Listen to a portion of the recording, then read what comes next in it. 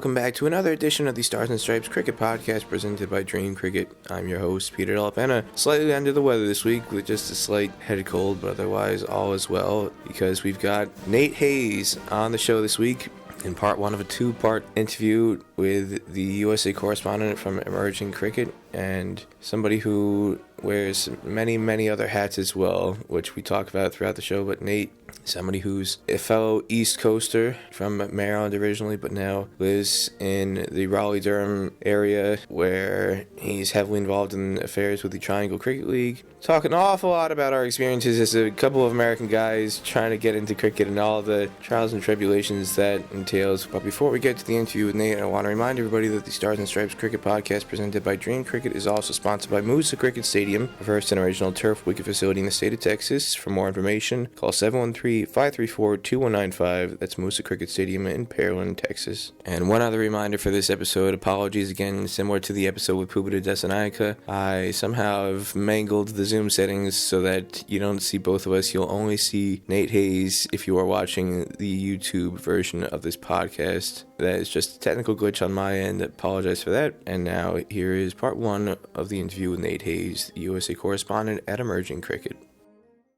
Today's edition of the Stars and Stripes Cricket Podcast presented by DreamCricket, we have one of my favorite people in the American cricket community, who also, for people who are not aware, somebody who was instrumental in helping to get my book published because he helped do the cover art where Ali Khan's photo was spliced and some other graphics were done textually. Nate Hayes. Nate, welcome to the podcast. Also, for people who don't know, Nate Hayes, U.S. contributor on Emerging Cricket. He wears so many hats. Currently, he's wearing a Baltimore Orioles hat, but he wears a hell of a lot more hats than that. So, Nate, welcome to the podcast. Hey, thanks, Peter. It's I've loved your content, for years since I started getting into cricket. And your podcast, your content is vast, especially this pod content right now. So it's great. It's great to be a part of this. Well, thank you and the feeling is mutual. I'm a fan of the work that you do. For people who are not aware, even though theoretically we are competing for different websites, we do not do battle when we meet in person or otherwise. Me and Nate have a fairly good running dialogue. We get along quite well. Absolutely. I think that's how it should be in a healthy cricket ecosystem. For sure. Ecosystem. For sure. And you could throw Smith in there too. We all get along pretty well. Smith, I don't know. Smith. Nah, Smith's a good guy. We do, yeah. We get along with Smith. I can't speak for you, Nate. I'll say I get along with Smith. Smith. Yeah, me too. I'll go to Smith. I'll go to Five Guys with Smith. I'll go to Five Guys with you. We can go to Five Guys. We've had our Five Guys trips, that's for sure. Yeah. We need to add a few more members to the U.S. Cricket Media Five Guys fraternity. Hopefully, it'll be growing stronger and stronger in the coming years. Absolutely. So you're in Morrisville, based in Morrisville, for people who are not aware. I actually live in North Raleigh, but yeah, I spend a lot of time in Morrisville. I work in Morrisville, and yeah, splitting hairs there. In the area, you're ever present in Morrisville.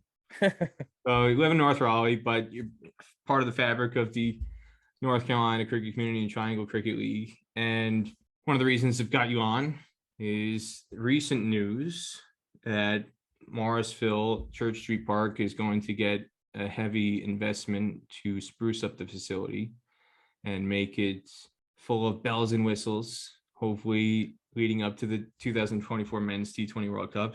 Yes. I've got my T20 World Cup Triangle Cricket League shirt from 2018. Perfect. This is one of the few times in the U.S. or anywhere in the world, really, where there was actually event merchandise for a cricket event that I've ever been to. You go to the India-West Indies matches in Florida. You go to USA Ireland in Florida. You go to West Indies Bangladesh. You go to CPL.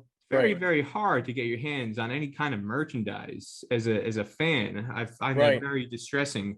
And so when I saw these shirts being hawked underneath the tent at Church Street Park, I said, I got to get my hands on one of those. And it was a good thing I did because they were selling out. I had to get this one because they sold out of the white ones. I can't remember if they had one in a different color too, but they were going thick and fast, and that just shows how Right. passionate people are at Church Street Park. So being right in the center of it all, tell the people from your perspective what this recent news is going to mean for cricket in the community.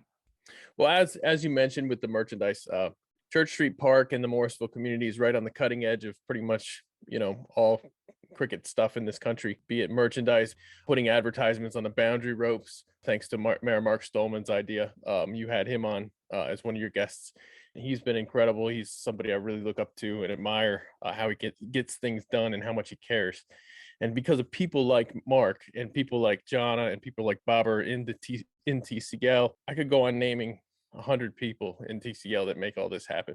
But because of all of that, and because of the town council, Satish, Steve Rao, all these guys working together, getting things done, and just being passionate about this. Yeah, so what they've done is they're building permanent stadium seating at Church Street Park, and because they tend to do a lot of things right there, they're leaving the hill, the berm that people like to sit on. They're leaving that in place, which is great. I know that was tossed around a little bit, but yeah, they're going to put about about 2,000 seats, permanent seats in the venue that they're going to fit into various areas. Mostly those would be on the northwest side, just to the west of the sight screen. On the west southwest side, yeah, pretty much just about square there. So basically, Then, so if the frame of reference is the parking lot, yeah. So are the permanent seat's going to be on that side of the ground or on the opposite side of the ground? There's going to be some at the parking lot end, right on the other. So you've got the hill, and then you have the sight screen, and then you'll have the stadium seats, and then you'll have a gap, and then obviously the bathroom area where they have an overhang, and now when they have a lot of picnic benches, that's staying put, which is excellent. Then a little bit to your left there, you have a little gap right now, and they're putting tall seats up there. And then on the south end, you're going to have the dugouts on the west side of the south end, and then on the east side of the south end. So the west side would be, sorry to cut in, the west side would be the Church Street side of the ground. The west side being the playground side of the ground, and then the street side, the Church Street side would have, along the south part of the ground, there'll be a nice collection of seats right there, which is a great place to sit on a hot day, because that's where the trees give you lots of, those very tall pine trees give a lot of shade down there. So that's great. And then the hill remains intact, which is everybody's favorite place to watch as it is right now. Everybody loves sitting on that hill, get a great vantage point. But yeah, so the stadium seating will be great because, the hill, you can't really sit there if it's been too wet. You can't really sit on the hill. Also, we found out during the minor league championship weekend, you can't sit on the hill if you're not a VIP. If you Right, didn't get a VIP ticket, some people were very upset about that. It's the prime location to watch, and they made it reflected in the appointment of the VIP tent there. Right. All the diehards who were looking forward to go sit on the hill, they were vacated from the premises to make room for the VIPs. I'm not sure how difficult it was to get in the VIP area. I'm not sure how Smith got in there. So Smith got in, was in there. That hard. Yeah, that's what I was thinking. I was like, I saw Alvin in there, and then I saw Smith in there. So it's like, but yeah, it looks like they really did a great job with the plan. The lot to the south of the venue, which is opposite of the current parking lot, is going to be developed for some more additional parking. Now there won't ever be enough parking for, if they want to get 3,000-4,000 fans in there. There won't ever be enough parking right there for that, but it's very well. You've got Wake Tech. There's the Wake Tech kind of satellite lot. That's what half. And there's a Walmart and there's a Walmart and a Sam's Club and all these. There's places where that's where they shuttle people in from now. Plus, I would guess right now half the people that come to those games, they live within 15-minute, 20-minute walk, and so they. There's a lot of paths they can take to get there, and that's really nice. I mean, that was one of my favorite things in 2018 when we had the T20 qualifier, was seeing all the fans come through, walking down a path through the woods to show up to the game, and then leaving the same way. it's just I mean, I love venues like that. Like when people talk about grounds they really want to see, I always think about the community grounds, like grounds that mean something for a community. And those are the grounds I'd like to see. Church Street is as good as it gets as far as that goes. Just about in any sport, I can't imagine anything is good. Are you concerned at all that some of these alterations might take away some of the charm of the venue that is in its current state? I was worried about that. And to me, the big thing was got to keep that hill, got to keep the hill intact was the big thing. And then also it is a public park. So it's got that track that goes around, the walking track that goes all the way around it. That's going to remain. The people of the town will still be able to utilize the park. It's a great place to go for a walk. It's a great place. There's a little playground there, which they might have to move that in the future, but right now the plan is that it stays intact. There's a tennis court that's still in the plans to stay there. This is a very highly utilized park for non-cricket things. So the city does a great job, I think, of they really made something that people can enjoy. Even if you're not into cricket, people are there and they love it and it's beautiful. So that's nice that they've kept all those things in place. And I think they did if you're going to put permanent seats there, they did it in a way that doesn't commercialize the ground too much, that doesn't take away the local charm, in my opinion. What is the general level of, I guess, excitement amongst you, your friends in the cricket community, other people you interact with, about the prospect that now that these alterations are going to be made, that this could be not just a potential venue for hosting matches at the T20 World Cup in 2 years, but almost a certainty that this venue is going to host matches for the T20 World Cup? Well, there's a little bit of caution. There are plenty of people who know better than to fully get their hopes up. If you've been plugged into cricket in this country for any extended period of time, you're, like you always say, I'll believe it when I see it. Church Street Park is the obvious choice to make a World Cup venue. It's an obvious choice, but I mean, you don't want to count your chickens before you catch, because for people who have a short memory, all you have to do is go back to 2019 to remember that Church Street Park was actually supposed to host the first ODIs on American soil, that first tri-series that was assigned to USA, and then magically, after being announced in May 2019 by the ICC that Church Street Park was going to be the host venue for USA's first tri-series in this Cricket World Cup League 2, magically all of a sudden, a few months later, they pulled the rug out from under you guys, and it was shifted back down to Florida. Yeah, and that's something that I think, that sort of thing people are kind of used to, and people want the ground to be utilized at the international level and at the national level. And so people here are proud of the ground. They want to showcase the ground. So yeah, that's something I think most people are very excited about it, but it's always counterweighted by reality, the history of how many times have we had people who are in a position of decision making just discover this ground for the first time a year after somebody else just discovered the ground. I mean, there should be, at this point, there should be no just discovering Church Street Park. It should be like, it's been well discovered. So I think that's that's a little bit of a concern. Everybody kind of feels like, it's obvious. If you've ever been to this ground, it's an obvious choice, especially when they're putting permanent seats in now and all these other things. And the town has really committed to it. So it would be, oh my gosh, it would be worse than Indianapolis. It would be bad if they didn't pick it. It would be a sin, basically. But I think they will, just because really, if you just look at the numbers, if you just look at the math of it, where else are they going to have the games in 2024? If Major League Cricket is already saying that they're probably going to play games there, which they're not going to have enough venues ready for it in 2023. What's another year? I mean, how many possibilities are going to pop up in just a couple of years' time? So it's kind of obvious that it's probably going to be a venue. It should be a venue.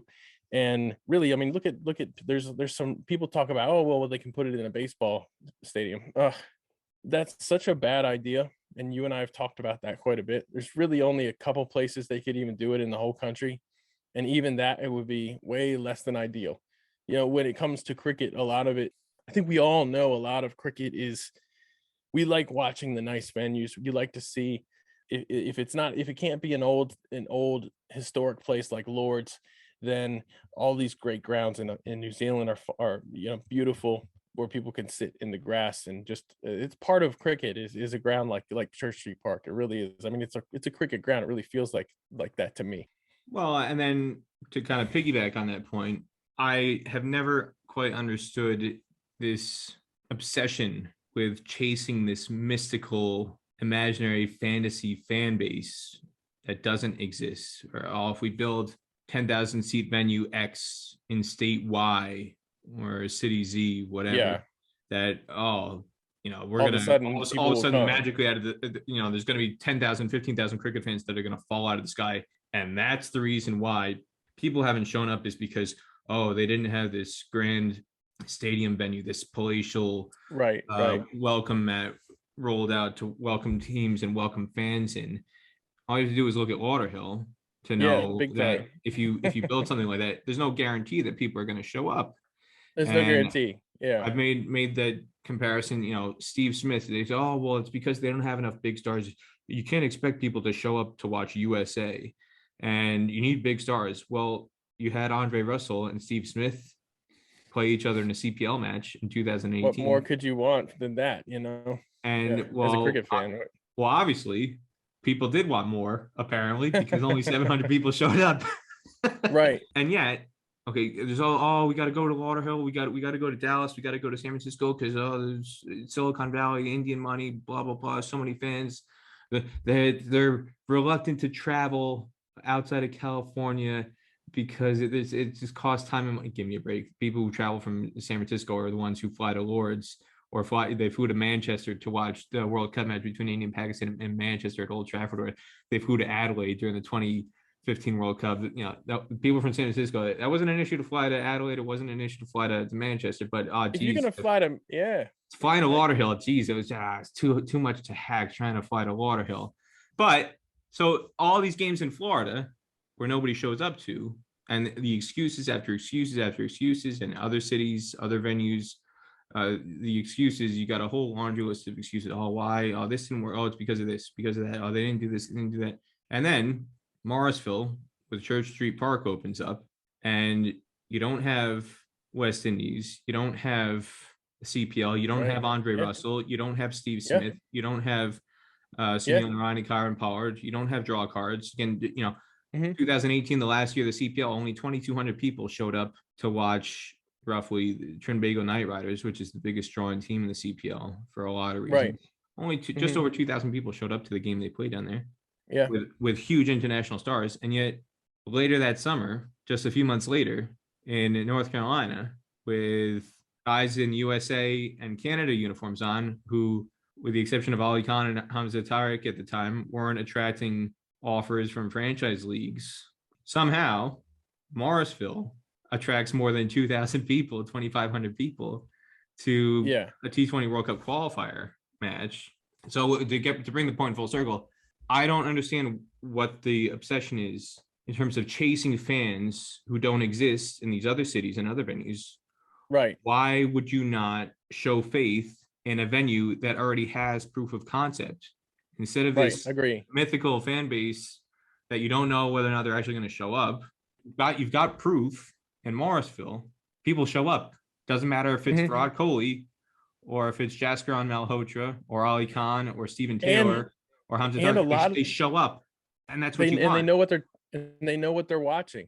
One of the things that impressed me back then, and I'm having a memory of it now, is walking around through the crowd in 2018 at the World Cup qualifier.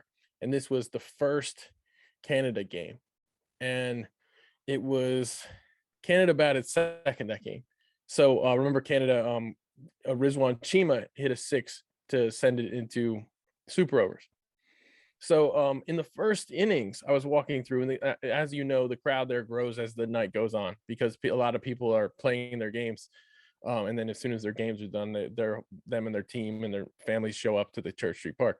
But in the first innings, I was walking around and I heard a guy that I had played cricket with sitting with his buddies, and he was talking to them, and he said to them, Rizwan Chima's in the game today. and they were like, oh yeah, that's great. And they knew who he was because he had played in the World Cup in the past and things like that, so he had been on TV before or whatever. But it was cool to be walking around and hearing people saying the names of Canada players or USA players. I didn't expect that, to be honest. But obviously everybody was happy to meet.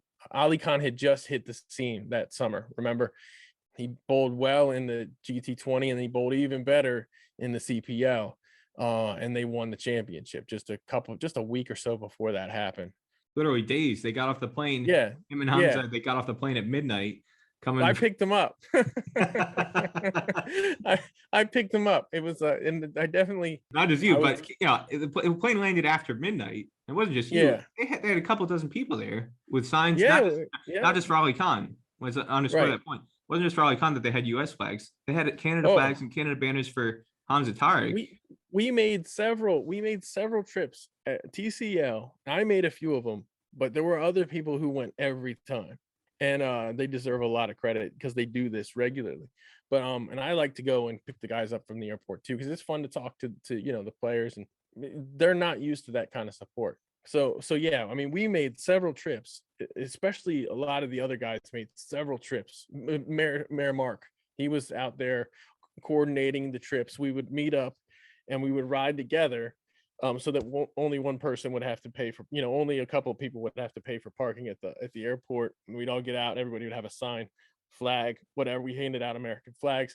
Mayor Mark and Jana and a couple other guys organized that stuff and coordinated on WhatsApp about that. And they do that when these type of events happen here.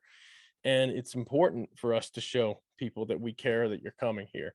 It's important for them to show that to people. So it's really impressive to me how much people care and they take pride. And really, it's like it's people taking pride in the community. It's people taking pride in something that they own, that's theirs. And that's humongous. And like you said, just because you build it, it's not going to come just because you build it. You can't turn your nose up at the Morrisville community. You cannot look, eventually, you can think, oh, wow, this is a great sign of great things that are coming in the USA. It's a great sign of Morrisville is what it is. Sometimes people they might see that as just the start. No, imagine if we do something over in this community. Well, it falls short. Morrisville is the place where it's always going to work. And I mean, if you took a Morrisville type of ground and you plopped it down in New Jersey or in like Queens, it would be fantastic. It would be phenomenal also. I think it really would do wonderful things. So I think it depends on where the venue is going to be. It depends on the community, how many people there play. But in Morrisville, it's just because it's a quality situation. The people involved are quality and they care. And they got, Morrisville isn't New York City. People have time to care here. They have a little bit of more free time than they would have in other parts of the country. You almost segued perfectly into kind of a follow-up point I was going to make about that, how it's not New York City, almost in a good way. People think of New York City as being the center of the universe. At least I certainly did when I was growing up in New Jersey. I have been to JFK Airport when a USA men's national team has gotten ready to fly off to a World Cricket League tournament. And I'm the only person there to see the team because I was covering the team. Nobody knows who the hell they are. Nobody cares. Nobody's there to see them off. Forget not just the fans, their own wives, moms, their family members. Nobody wants to send them. It's like, you get yourself to the airport. I don't care. Like, go get off, go on the plane. Yeah, that's a shame. That's a real shame, But what's going through my head is, right? Yeah, this is a USA national team. There should be a certain level of respect afforded to them. And in New York, where you think you've got this big sports culture, predominantly a pro sports culture, but still a big sports culture in general. And if word gets out, certain teams are coming in, certain teams are on, depending on the situation, they will get a reception. If it's the Giants coming back after winning the Super Bowl, or the Yankees coming back winning the World Series, whatever, or other situations, whatever it may be. And I'm thinking to myself, whether it's USA going off to a cricket tournament, departing out of JFK, and nobody's there to see them off or greet them on arrival, or what's now going through my head is all this fanfare that's going to be building up for the 2024 T20 World Cup. And if somehow there is a New York venue, I doubt there will be. There's all these, again, mythical discussions about pop-up stadium in Central Park. I think that's a complete pipe dream. but more than likely you're going to have Lauderhill, Morrisville, if the Air Hogs Stadium actually gets going in the right direction with the renovations in Dallas, and then potentially Los Angeles or San Francisco, could be one other venue, whatever. But you think about that, and major cities, if teams are flying into Miami, or if they're flying into Dallas or potentially San Francisco, and they come into the airports in these cities, there's a strong chance nobody's going to be there to greet them. Unless, exception of maybe the Indian team or the Pakistan team. The world will get out. Of course. Fans will find out what flight team is on, and they'll come to the airport because they want autographs and selfies and all that kind of stuff. But you're not expecting that for Zimbabwe. You're not expecting that for Ireland, or even to a lesser extent, say Sri Lanka, or a couple of the other teams. And what's going through my mind is how blown away and how totally caught off guard will some of these teams be. And it goes for the full members all the way down to the associates. If you've got 6 or 8 or 10 associates participating in an expanded T20 World Cup in 2024, where it doesn't matter if it's the Netherlands or USA or Scotland, if they're assigned matches in Morrisville and they land in the airport in Raleigh after having potentially arrived in New York on a connecting flight to enter the US in the first place, or Dallas, and then and nobody cares, and then they get to Raleigh airport and there's 20, 50, 100 people from TCL with signs and flags and this huge greeting, and they'll be like, why the hell didn't we get this in New York? Why the hell didn't we get this in Miami? Why didn't we get this in Dallas? What the hell is going to happen? And why didn't we come to Morrisville sooner? Why did they let us wait this long to come to Morrisville? Why couldn't we get all of our games assigned here? Yeah, I agree with you, and hopefully they will get all their games assigned here for that reason. Like I kind of hope that we get all of those kind of games. That would be terrific. I mean, honestly, because if they're not going to put India here, it doesn't have nearly the. I mean, if they did, they would be they'd have to declare a state of emergency at the ground. There would be 80,000 people at the ground trying to get in, or 30,000, or however many, but it would be insane. But we don't need that. We're going to support whatever games they end up having here. It'll be amazing. I think that's part of, again, why it's so special is the fact that, and this is not unique to the USA, other cities in England during the World Cup in 2019, in Australia, New Zealand, you put India somewhere, you put Pakistan somewhere, you're going to get a sellout or close to it. You don't have to worry about those teams. But if Afghanistan is playing a game in Perth, or Ireland is playing a game in Adelaide in a 50,000 seat venue, or when Afghanistan played in Leeds, I went to Afghanistan, West Indies, and the place was half empty, and you could basically name your price for a ticket if you wanted to walk in. I mean, it was low, cheap seats get in, and situations like that.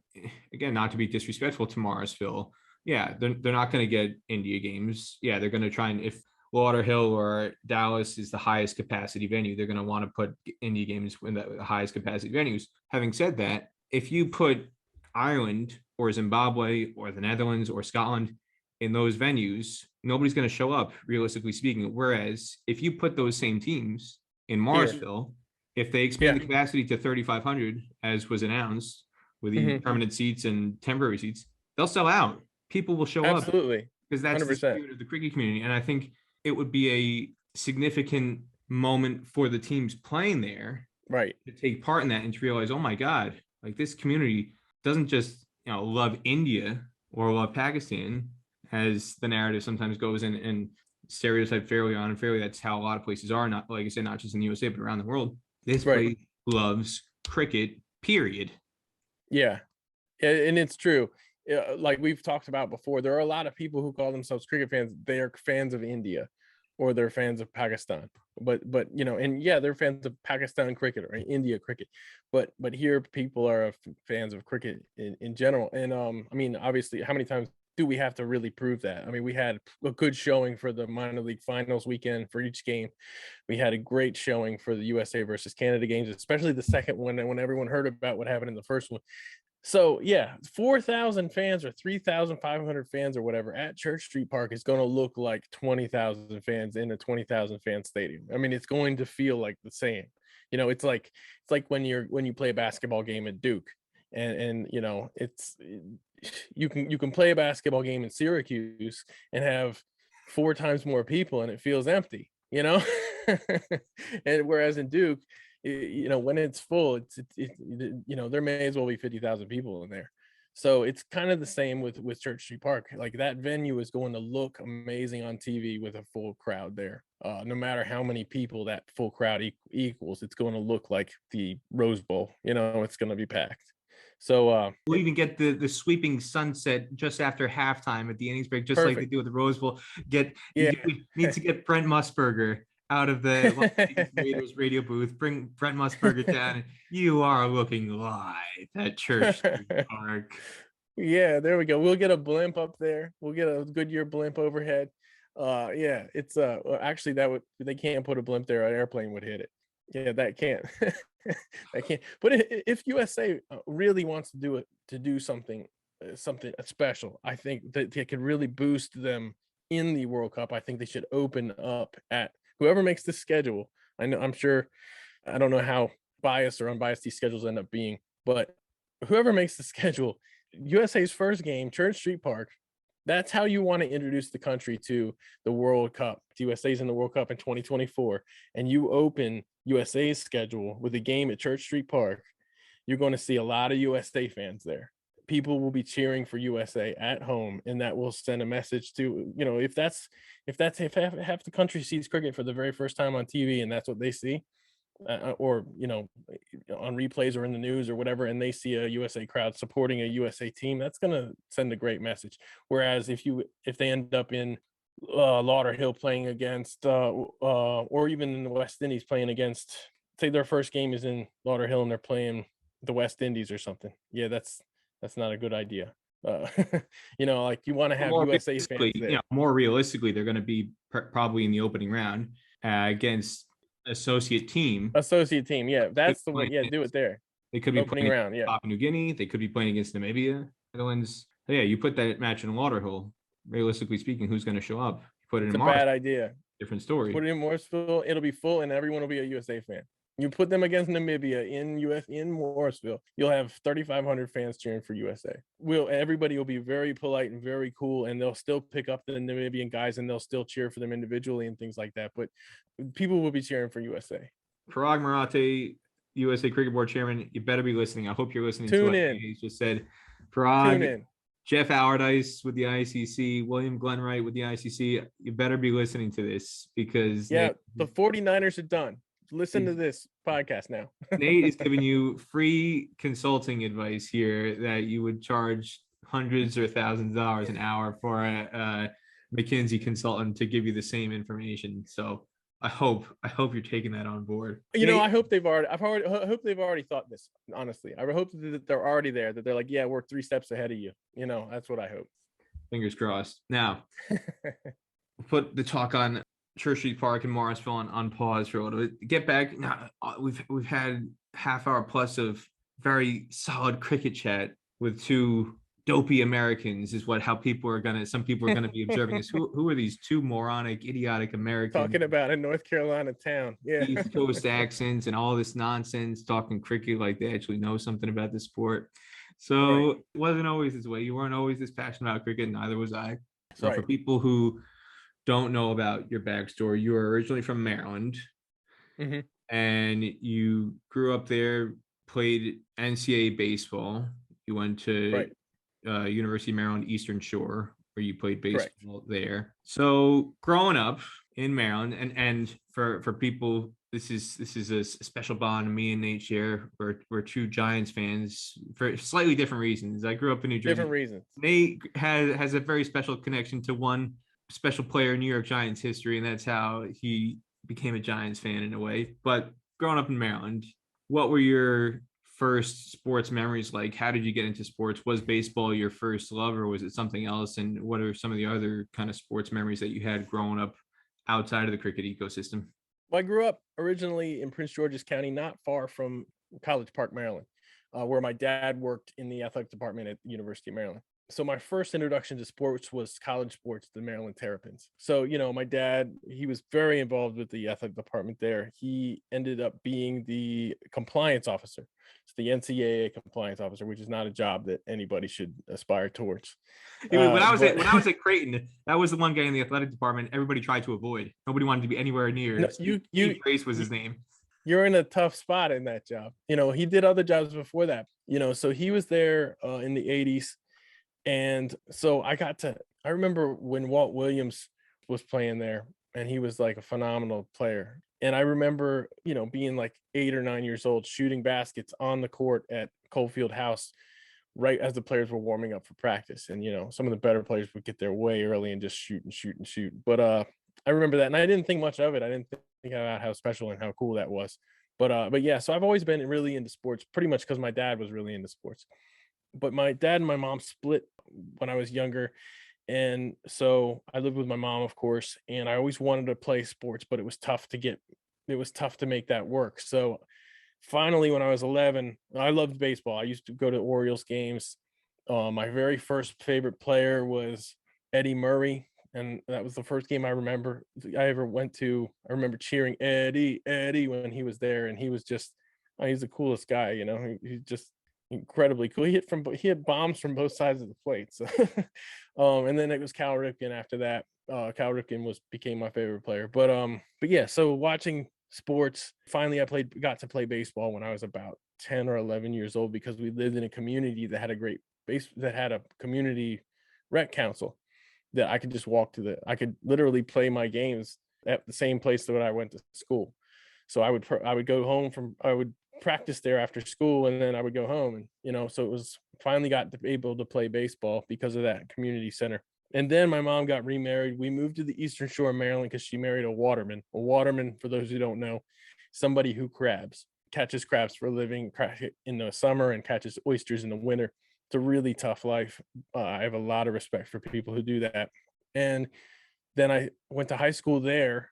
I was always a small kid. I shot up like a foot like 10 inches or so in my junior year or so, somewhere around that. But I was always really small. So because I moved from PG County, which has big schools with excellent sports teams, and then I moved to the lower Eastern Shore of Maryland, small school, I got a chance to play even before I got good. But that's what helped me get better at. And then I actually got lucky with my scholarship. I had a partial scholarship to play baseball at UMES. And I got lucky because the coach there was good friends with my baseball coach in high school. So that he had seen me play before, which actually you have to question why he offered me the scholarship then if he saw me play before. No, I'm just kidding. But yeah, so I got a partial scholarship to play baseball at UMES, and I thought that was the greatest thing ever. I was like, this is amazing. I mean, it felt really special to me. And then when I got there, they switched positions. I was an infielder growing up, and they switched me to catcher. And I really struggled with it. I struggled quite a bit with it. Didn't really like it. So I played baseball for two years in college before I actually just called it quits, because it was just it wasn't fun anymore. And it was getting in the way with my schoolwork, I felt. And I lost some passion for it, because here I am catching bullpens all practice long, not hardly getting any batting practice. Didn't feel like I was getting enough batting practice. And then I was working at trying to become a catcher, and every once in a while I'd have to play third base or something, which, I mean, you do what you do. I just turned out to be not as adaptable as I wanted to be, I guess.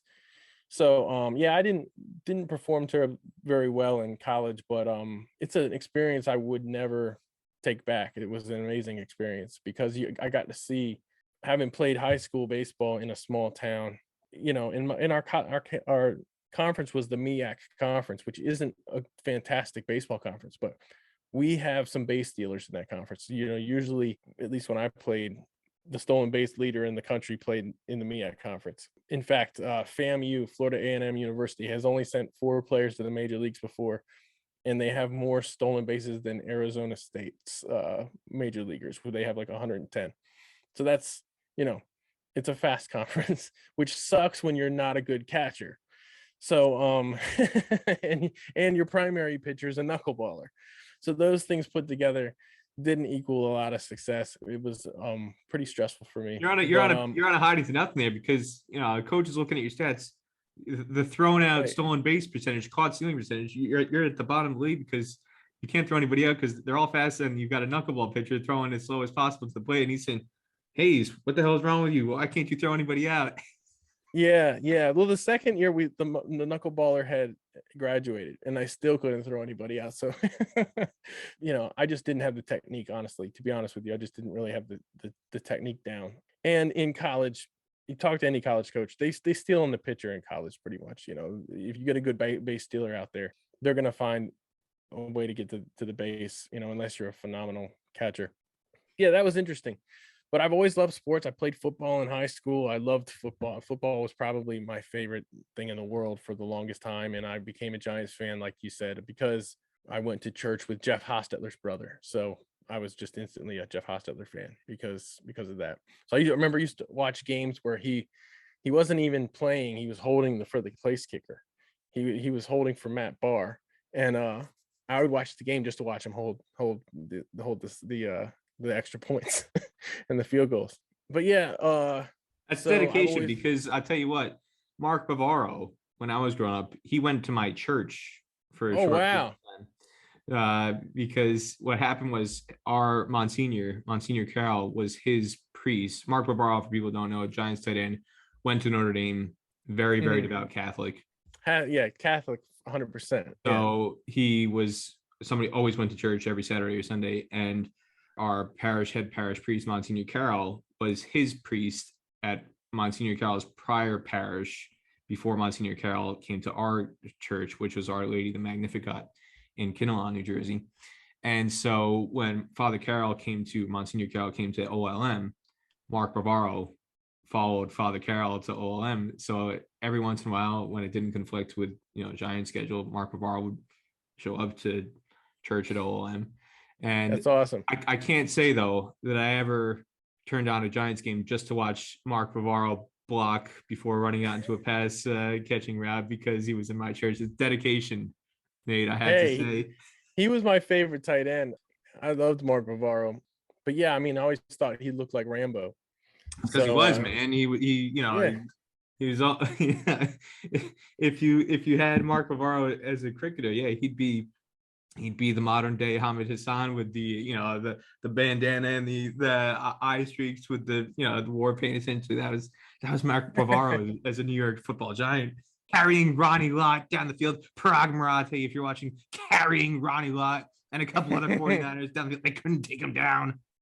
Yeah, well, for about 3 years there. Yeah, for about a 3 years span. Yeah, 3 or 4 years. He was definitely a top tight end in the league for a few years in a row. Especially back then, the NFL, it was tough to be an elite player for more than 2 or 3 seasons in a row. It was tough to keep that. Well, and his body got wrecked. He had a short career. I think he only played 7-8 years total, which sounds absurd nowadays. But people look at the physical toll Rob Gronkowski takes and why he had to essentially take a year off retiring. Mark Bavaro was a very, very similar physical type player, similar build, and he had knee and back issues that shortened his career significantly. My opinion, if he had played for 10, 11 years, he would have been a Hall of Famer for sure. And the fact that he only played 7, 8 years, it kind of, you look at his stats and you say, was this guy really that good? When he was on the field, he was unstoppable. It's just, could he stay on the field? Yeah, and those Giants teams, and in football in general back then, if you were a tight end, you had to be a blocker. You had to be a good blocker. So you're pounding people all the time. These days, a lot of times they'll split the tight end out. Don't have to worry about blocking as much. Evan Ingram wouldn't have made a Bill Parcells team in the 80s. True. There's a few guys that wouldn't have. There's several guys that wouldn't have. Yeah. I think about 49 out of the whole 54-man current roster, the Giants wouldn't have made a Parcells team. Well, yeah, that's probably true also. You can count the guys quicker who would have made the roster than the guys who would have been cut, that's for sure. So, you grew up in Maryland. You talked about the experiences at the University of Maryland with your dad, with being a Giants fan, playing baseball, being an Orioles fan. But you said you fell out of love with baseball, and you said that's what led to you giving up baseball and giving up essentially your partial baseball scholarship to play on the UMES baseball team. So having had that experience and having a gap of sorts, okay, between the end of your college baseball career and just finding ways to keep your competitive juices flowing. When did you graduate, and kind of what did you do to fill that void? I know I've spoken to you, pick up ice hockey essentially with guys locally, and then somewhere on the way you got into cricket. So, when did you graduate? And then take me through the intervening years into what you're doing sports wise to fill that competitive void. And then how did that lead you to cricket? Well, first of all, I was an art major in college. So I got my degrees in design. So there's filling the athletic void, like the wanting to play sports competitive void, and then there's filling the wanting to create void. And so sometimes those two things in my lifetime have, like when I stopped with baseball, I really kind of immersed myself in like music and art, like those two things.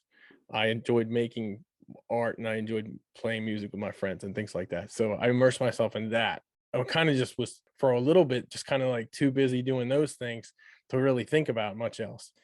But once I graduated and once I got a good job out after college, I did the thing that I wanted to do like my whole life. Was I always wanted to play ice hockey. And because I was a big Capitals fan, I remember my 7th or 8th birthday party, I got tickets to go see the Washington Capitals, and I was a huge Rod Langway fan, like because he didn't wear a helmet, he had this great mustache, and he just, he scored like 3 or 4 goals a year. But I liked how physical he was. He was a big, tall defenseman, just controlled the game physically. I loved watching him play, and so I always wanted to play hockey, and I would play street hockey with my friends and things like that, but never. Hockey is an expensive sport, as you know. And so once I finally got out of college and got a decent job, I was like, I'm going to learn how to play hockey. So I just immersed myself in that for a while. Got to play with some really cool players. I got to play with Ivan LeBray, who was the first player who had his jersey retired by the Washington Capitals. So just playing it at the local league. And he was just the nicest, coolest guy ever. And Gary Rissling was another guy that we got to play with. And these guys, they were kind of known as like tough guys in the NHL. But of course, in real world, when you play hockey with them, you realize how good their hands really are compared to like the average adult hockey player. But yeah, so I got to play a lot of really, really fun hockey. Did that up until COVID started pretty much. And I love ice hockey. I love playing it. I like playing defense because I like the most fun thing is going back to get the puck, retrieving a puck and coming around the net and like just going as fast as you can. It's just such a big rush, So anyways, that's how I filled the void.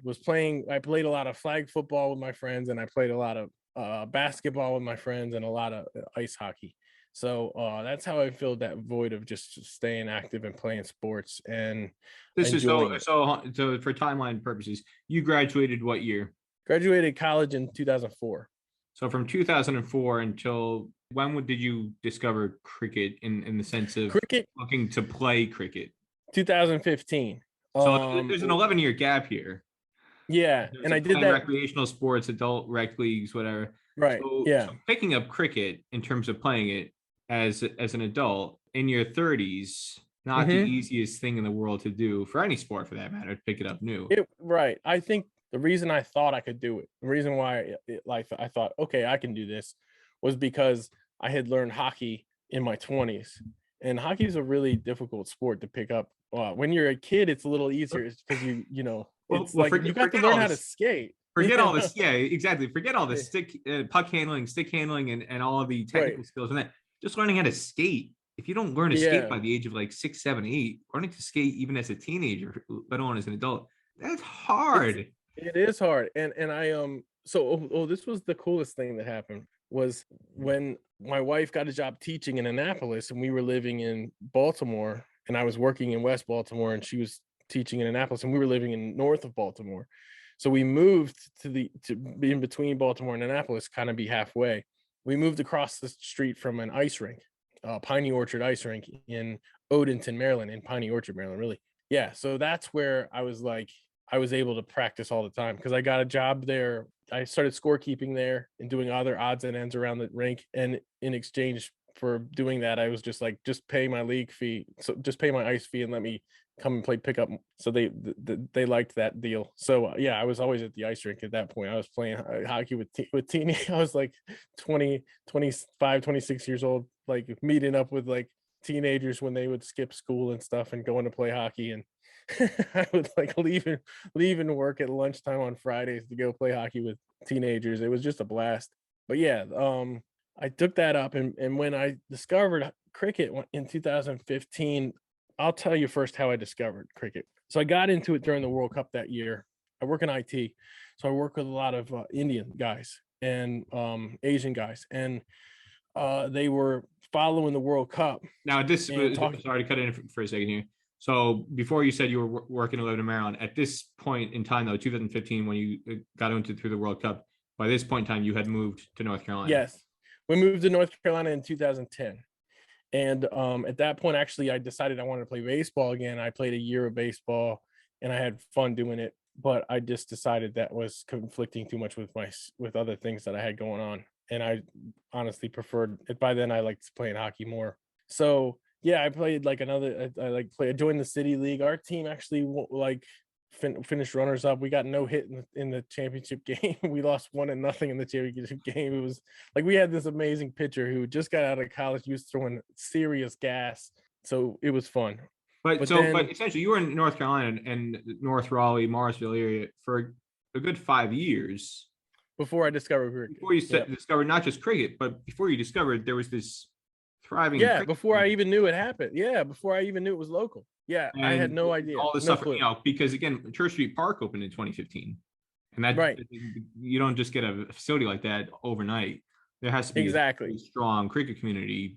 By then, there was 3 years of history behind Church Street Park, and I probably would have heard about it if I lived in Morrisville. I just worked in Morrisville, and I lived in North Raleigh. Yeah, so yeah, 2015. Some of the Indian guys I work with were talking about the World Cup, and I started to look into it. And the very first game I followed was live, and I couldn't find a site to watch a stream of the game that wasn't trying to give me malware at the time. And it was like, and my friends warned me. They're like, yeah, if you try to watch this live via any sites, you're just going to end up with malware. And the other thing this tells me is that how much of a battle it is to get people to pay for the rights, because in 2015 World Cup, ESPN, I was working in Connecticut at the time. So my role at that point in time with ESPN, I was partially responsible for overseeing the coordination of highlights editing and highlights production out of the ESPN headquarters in Bristol. We were in a basement in Bristol. So there was a team of 6, 7, 8 people.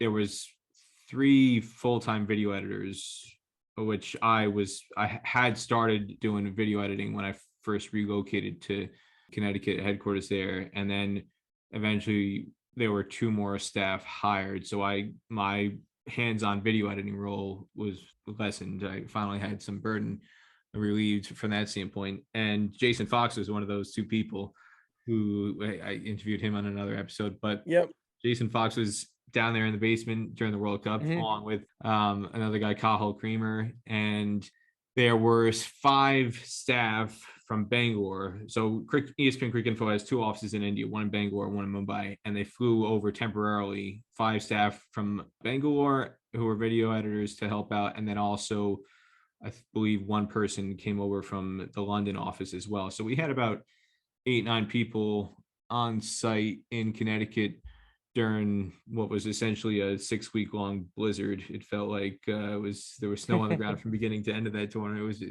literally like 48 hours before the first match of the World Cup. The India guys arrive, and like literally hours before they land in Connecticut, there's like a blizzard that drops like 25, 30 inches of snow in Bristol and Farmington, Connecticut. And for the entire 6 weeks they were there, they never had a day where there was snow not on the ground.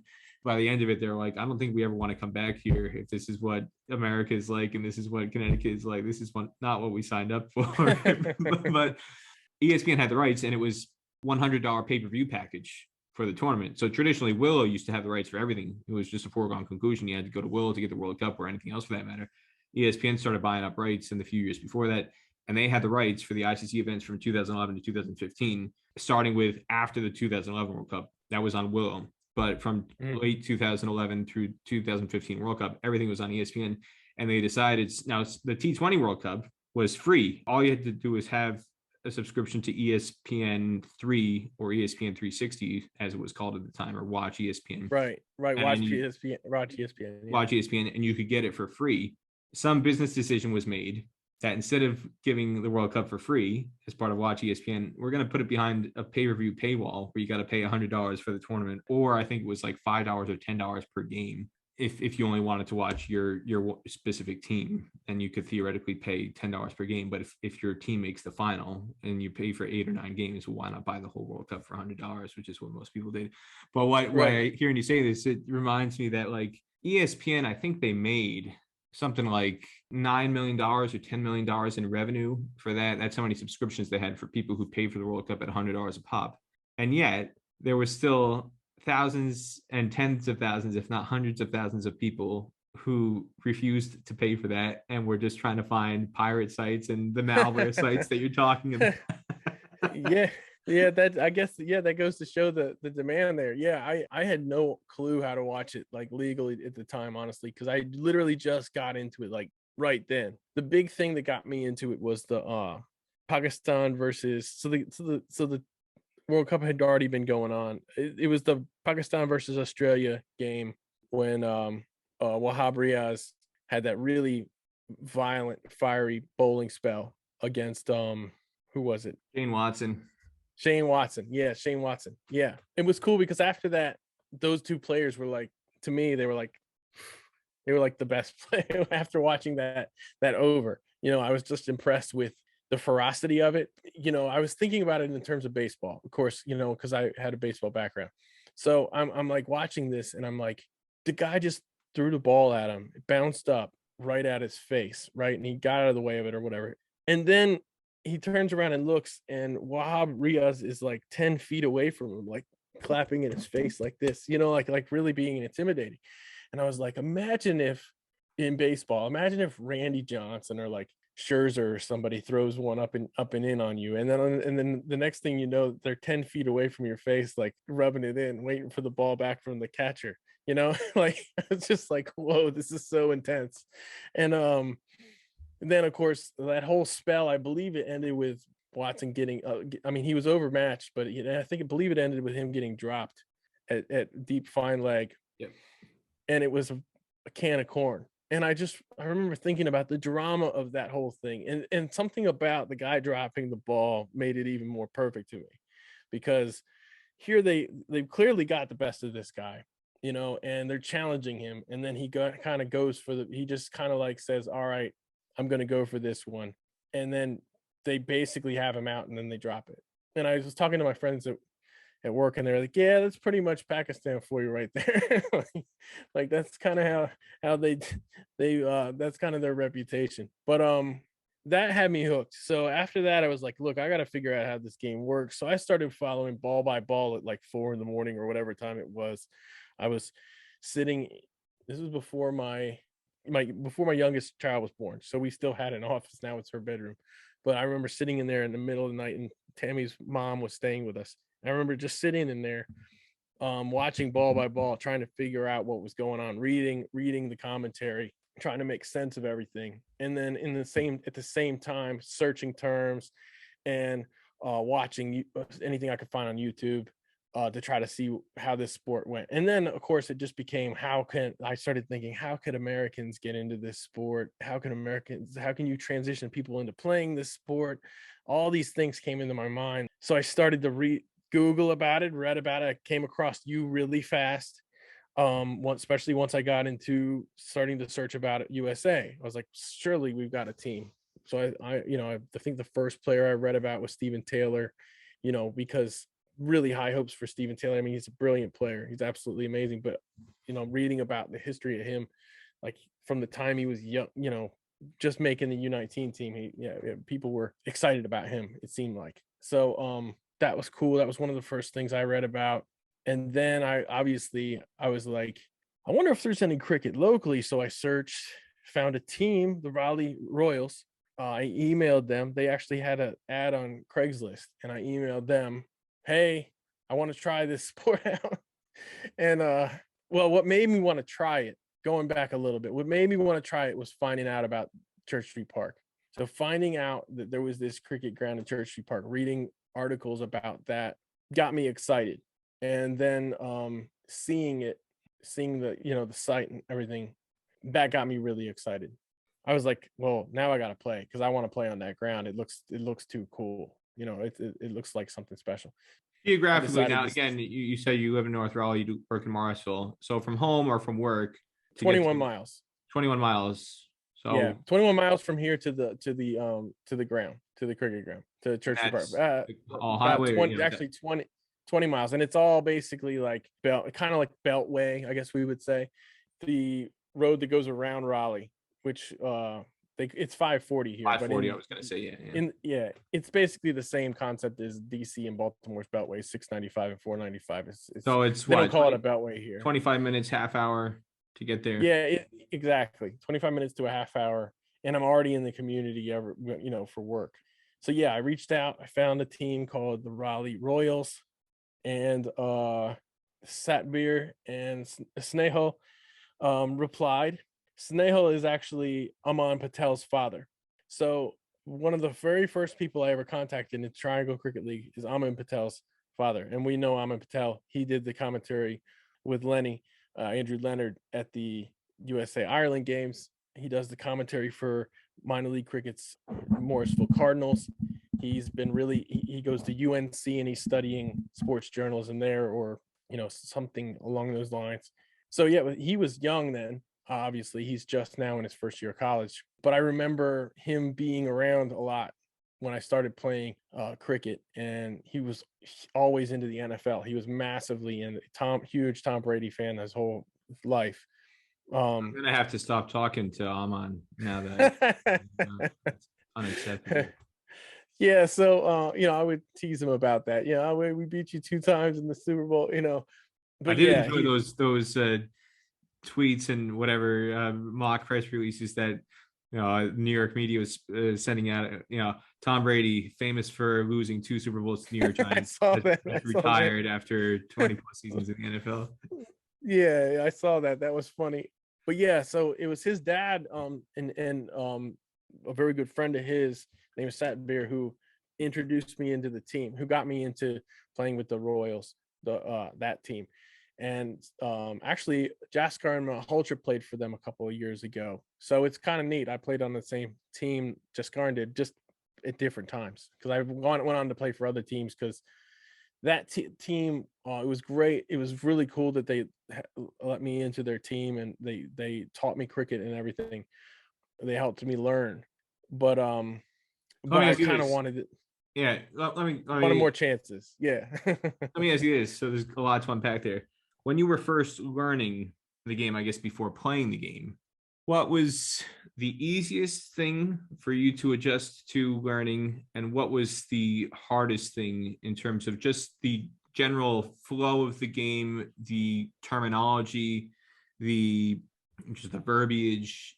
Because these are the kind of things I think when I was getting into it, understanding what was happening in terms of the rules and scoring and all that, that wasn't so much the hardest thing for me.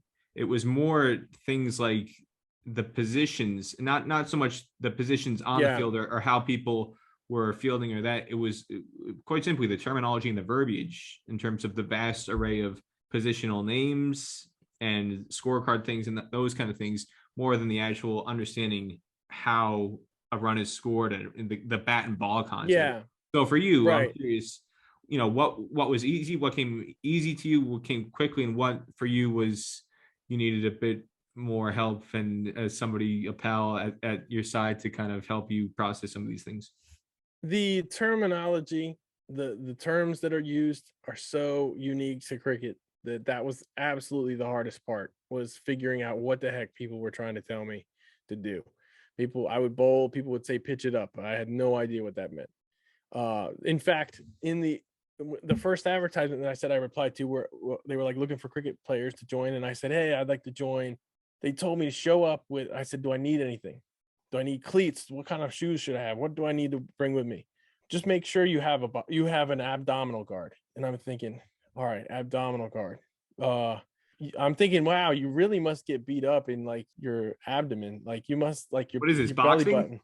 Right. What's happening here? So I'm like looking online and I'm like, where's an abdominal guard? Like, why do I, I didn't want to show up there and just end up with bruises all over my stomach, so I'm thinking it really must be important. And then I think I reached out for clarification and finally got around to the fact that they were talking about a protective cup, like, I was like, that's not the abdomen at all. But, I don't know how you dress. Well, But, not just that, not just that, but you go into a Modell's or a Sports Authority or Dick's Sporting Goods, whatever survived. I think Modell's and Sports Authority are out of business now, but Dick's, whatever was the sporting goods store that was still open at the time. And the other thing that cracks me up is like, not to say that like American men are extremely well endowed compared to other countries, but like you go to a baseball section in the sporting goods store and the cup covers like a significant surface area, whereas you got the banana shape. You got the banana shape. It's curved. It's ergonomically designed so that it covers and it's comfortable. The surface area that it covers. Whereas like you go to a cricket store and the ab guard, I'm like, what the hell is this going to cover? How is this supposed to protect me? Who the hell would buy one of these things? And what kills me is the ball.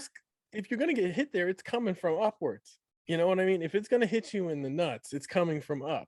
So you need that lower coverage. And so I wore basically what a catcher wears, like the banana cup that goes that's what I wear. I wear a baseball cup when I go play cricket. And I wear the slider shorts, the sliding shorts that you can fit the cup in there in the sliding shorts. And I wear it the whole game. Me too. I wear it to practice. I wear it when I'm bowling. I wear it, actually, honestly, I even wear a cup when I'm coaching kids soccer. And the reason is because they're all, when you're coaching little kids, they're all like, they're all about head high, well, not just that, they don't have any control over where they're kicking the ball. It's not like they don't have control over where they're kicking it. And when you're coaching and you're running around amongst them, and sometimes I'll want to play, and you'll play a game like keep the ball away or whatever. And so I wear one when I'm coaching. I wear one all the time. I wear it, obviously in hockey. If you don't wear one, you're insane. If you don't wear one in hockey, you're definitely getting hit there. It's going to happen. So that's another purpose that you say baseball, but I'm playing ice hockey. I played ice hockey and baseball, but I played ice hockey way longer than I played baseball growing up. And it's second nature. You wear a cup. It's the first thing you put on in ice hockey and baseball too, for a certain extent. And so when I play cricket, go on the field, anywhere on the cricket field, I always have one on. And my cricket teammates look at me like I'm some kind of weirdo from a different planet. Why are you wearing a cup in the field? Like, what are you?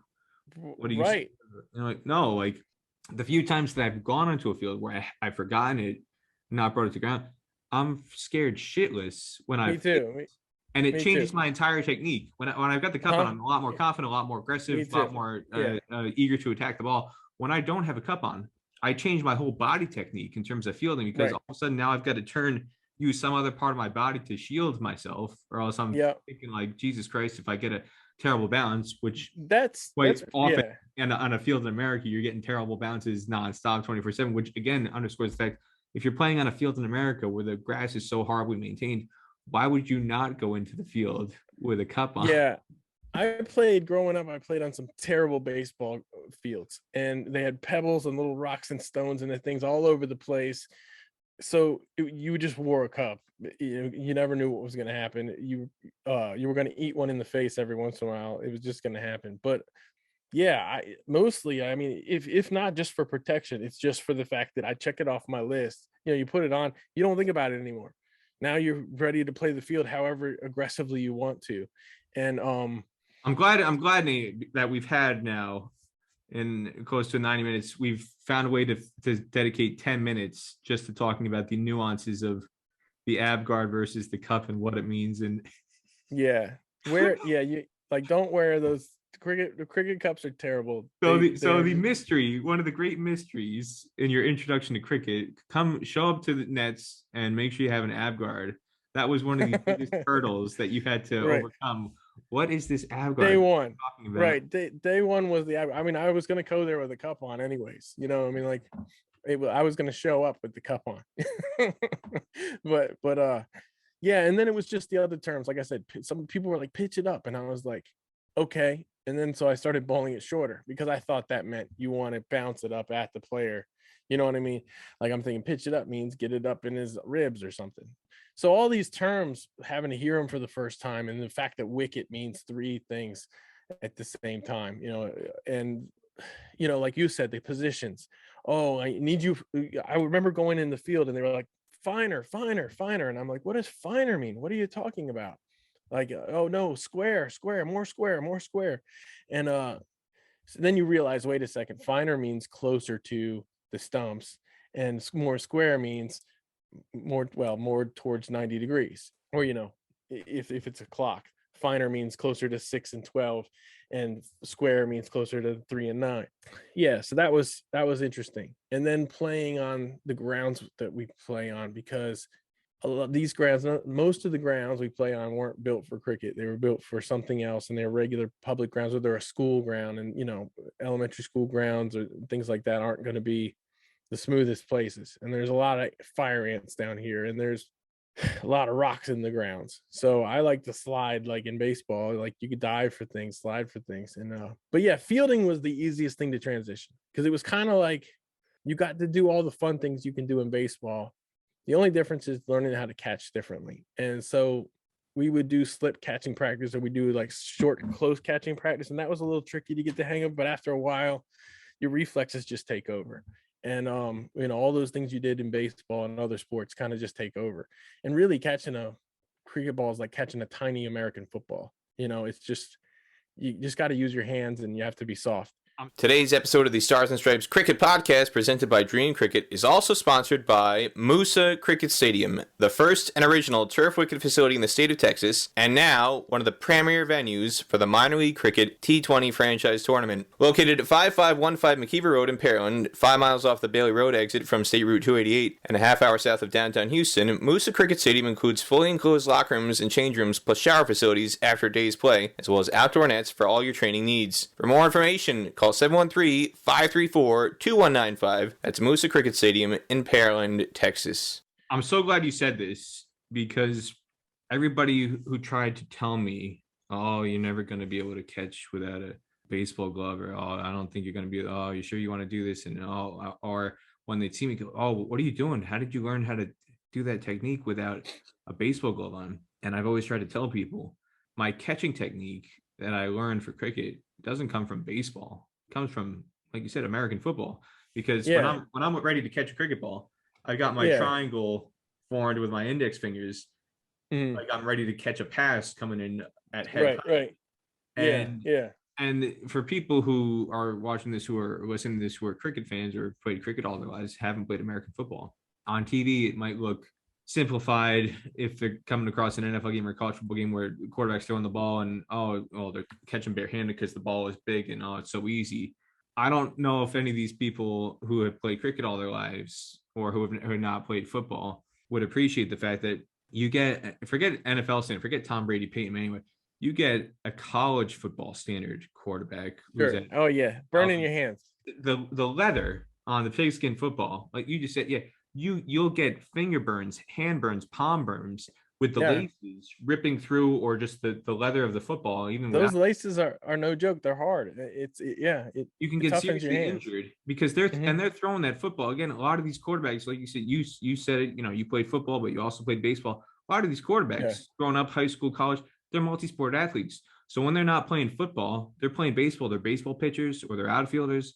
So they're used to dinging the ball at 90, 95 miles an hour with a baseball. It's the same arm strength, same arm speed coming. If they're throwing the ball, it's dangerous. If you don't know what the hell you're doing, you get hit in the head, you get a concussion, or you don't have the proper technique, you're going to break a finger or dislocate a finger.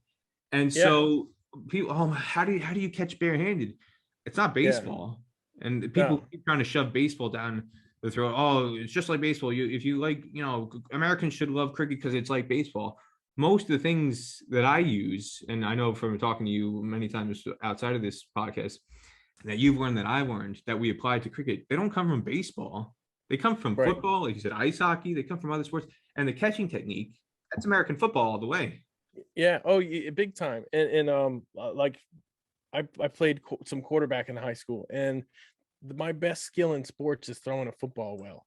And so if I take an NFL football, regulation NFL leather football, and I just have a catch with somebody who plays another sport that's never played football before, it's going to sting their hands. It's going to be hard for them to catch that ball. They're not going to enjoy it. It's not going to be fun unless they know what they're doing. And this is not just cricket players. This isn't people who play other sports that aren't football. So, I mean, I think a lot, sometimes basketball translates well, because sometimes you get those guys who can really rip the full length court passes and stuff like that. But still, playing catch with a basketball player who's never played football, they're not going to be happy with how that feels. So, so I think a lot of it is football. If you're used to catching someone who can throw a football really, really hard, you can catch a cricket ball. It's, you absolutely can. It's just smaller. That's the big thing. Did you get confused, or to what degree of confusion did you have by people, like we talked about it, people who are well-intentioned, but who were trying to, superficially, they see baseball, oh, it's a stick and ball sport, oh, it's just like cricket, who are trying to, as they were teaching you technical things, do this like you do in baseball, do that like you do in baseball, and to what extent did that make you more confused? It confused me quite a bit. Yeah, there were a lot of people who were well-intentioned, who were trying to help me out, and I've had several conversations with Julian Fountain about this. And we know Julian, fielding coach for several international teams. He was the coach of the U19 South Korean team, and he has coached in the PSL for quite some time now. But we know that he also played baseball for Great Britain. And so he knows a lot about both of the sports. I've talked to him a lot about this, and he's not. And to answer why you and I both know, he's based in the U.S. now. And when he's based in the U.S., he's not coaching in these overseas leagues. He's based in Texas. Right. And this is a topic I like to talk to him about, because he really does get it. I wish I had talked to him on day one because his ability to translate the baseball technique to cricket, he cuts a lot of time out for you. There's a lot of trial and error with everything you try new, and especially when you really don't know what people are talking about when they're trying to tell you the thing. It's almost like it's a whole nother language, because they're like, get on the front foot. And early on, I took some classes I took a couple sessions with Alvin Kalacharan. I paid for an hour session from Muhammad Yusuf, and those guys are world-class cricketers, like two of the best batsmen to ever play the game. And that was really neat. The best part is watching them demonstrate. But the communication, cricket is a foreign language, basically. And it's like the batting technique is very, if you want to learn how to bat like a proper batter, like a proper cricket batter, you got to unlearn a lot of things, but there's a lot that does translate to it. And I think if you're going from baseball to cricket, you absolutely can do so much better having a guy there who knows how to break things down to you, to make those two worlds kind of work together, like Julian does. When I talked to him about it, I'm like, man, I wish I'd known that 3 years ago.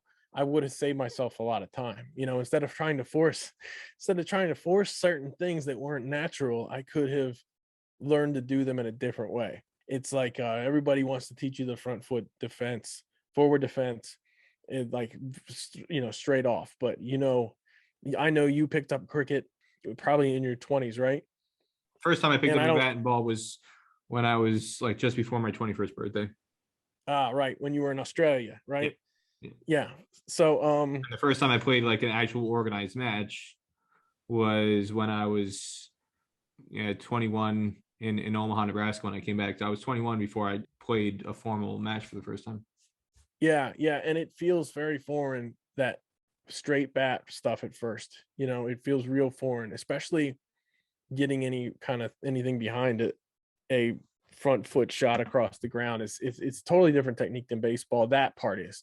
plenty of things that translate really well with that I think people underestimate. A lot of people are like, oh, just bounce one up at a baseball player's eyes.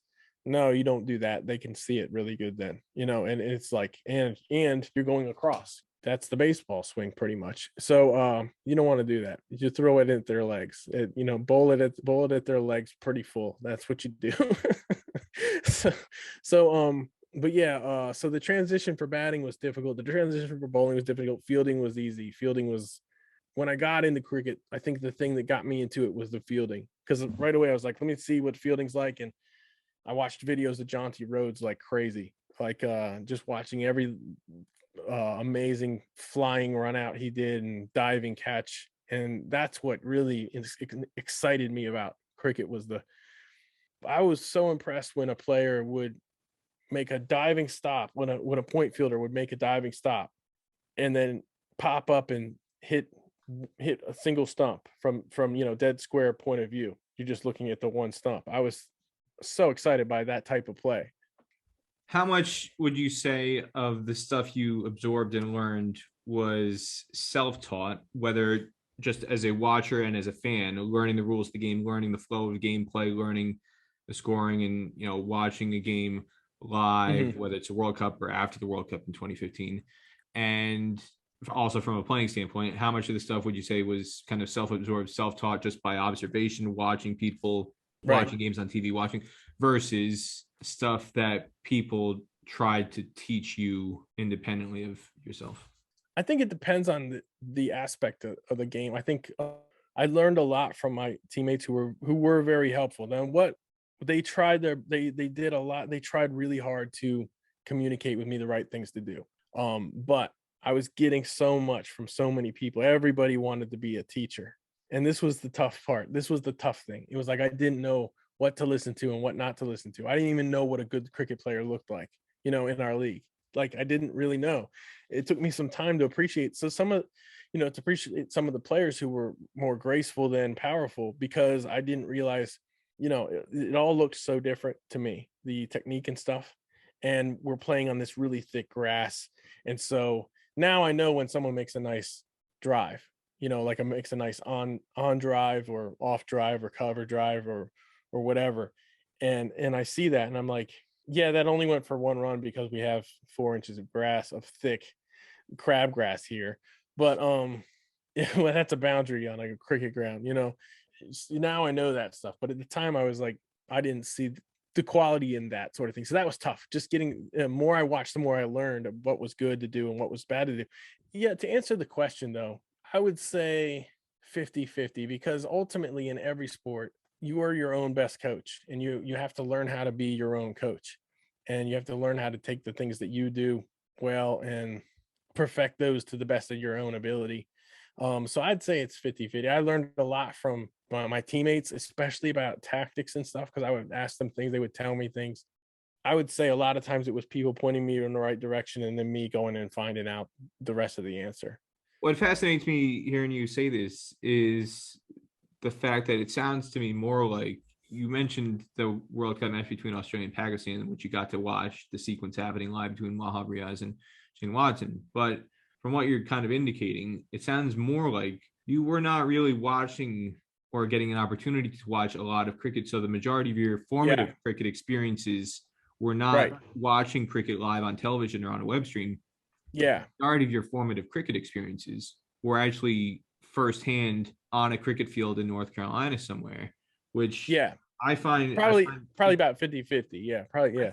But I find that so fascinating because for me, I watched the whole Ashes in 2005 and I watched essentially the whole Super Series. So for people who may or may not remember, there was ICC organized thing that was a World 11 best players in the world at that point in time. Lara Tendulkar was named in the team, but he had to withdraw because he needed elbow surgery. Dravid, Sehwag, Sangakkara, Sean Pollock, Steve Harmison, Andrew Flintoff, Inzamam, Lara, Graham Smith captained the team, Murley, all these amazing players from around the world were supposed to take on Australia in a 6-day super test and 3 one-dayers. And the test match only lasted 4 days. Australia slaughtered them. Wow.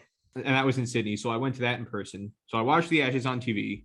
I went to the Super Test in person. That one day is were in Melbourne. The Super Test was in Sydney. I went to the Test match the first 3 days of the Test match in Sydney, and then West Indies toured later in that Australian summer for 3 matches, and then South Africa toured afterwards. And I went to the New Year's Test, which was in Sydney against South Africa. Got to see, and I went to all 5 days of that. If the Ashes wasn't enough, I knew I was hooked on cricket for life then, because part of going to the New Year's Test meant that I skipped the BCS National Championship game that year at the Rose Bowl, which was Vince Young against Reggie Bush, Matt Leinart of the USC. And so I remember watching that with I remember where I was when that was on. Yeah. I got to see the last 10 minutes of the fourth quarter, because on day 4 of the South Africa Test, play was rained out early. They didn't play the afternoon session. So play got out early, and I was able to go to a bar in the city, leaving the cricket ground after rain called off play, so I could watch the final 10 minutes of the Rose Bowl. But, I had essentially missed that entire college football season being in Australia. I followed it online, and I could watch the odd game here and there online, but I would get all these messages from my brother about Reggie Bush, and, oh my God, he's having like the greatest season since Bo Jackson. And, they're going to slaughter Texas in the Rose Bowl. Vince Young, they got no chance. And then, I would get to the bar, and like, my brother was texting me like, what the hell is Pete Carroll doing? He's a goddamn moron. Like, why are they giving Reggie Bush the ball? They're screwing around trying to like do all this fancy crap with Lendale White instead of just giving the ball to Reggie Bush. What the hell is wrong with him? Blah, blah, blah. He's screwing around. They should be blowing Texas out, blah, blah, blah, blah, blah. But I saw, and I went to a couple one-day matches, New South Wales state one-day matches.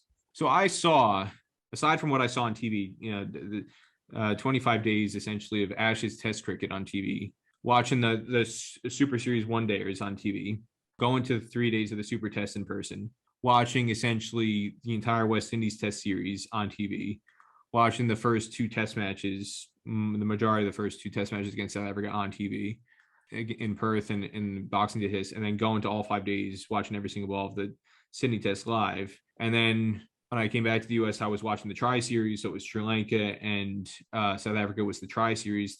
I'm not sure. I think it was called the VB Victoria Bitter Series, or I can't remember if they had changed the sponsorship at the time. I'm pretty sure it was the VB Series.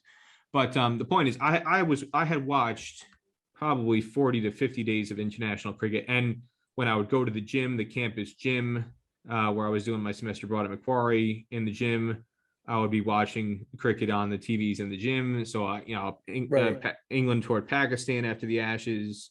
I remember watching the England-Pakistan tour. What year was that one? 2005 still. Yeah, okay. So Michael Vaughan was injured after the Ashes. Marcus Trescothick had to be the standing captain and all that. And so, but I watched somewhere between 50 to 60, maybe 70 days of international cricket on TV before I actually stepped on a cricket field in Nebraska to play a formal match. So when I played my first match and when I had my first training sessions, I'll never forget, this guy played the most glorious cover drive I've ever seen, like in person to that point in time anyway.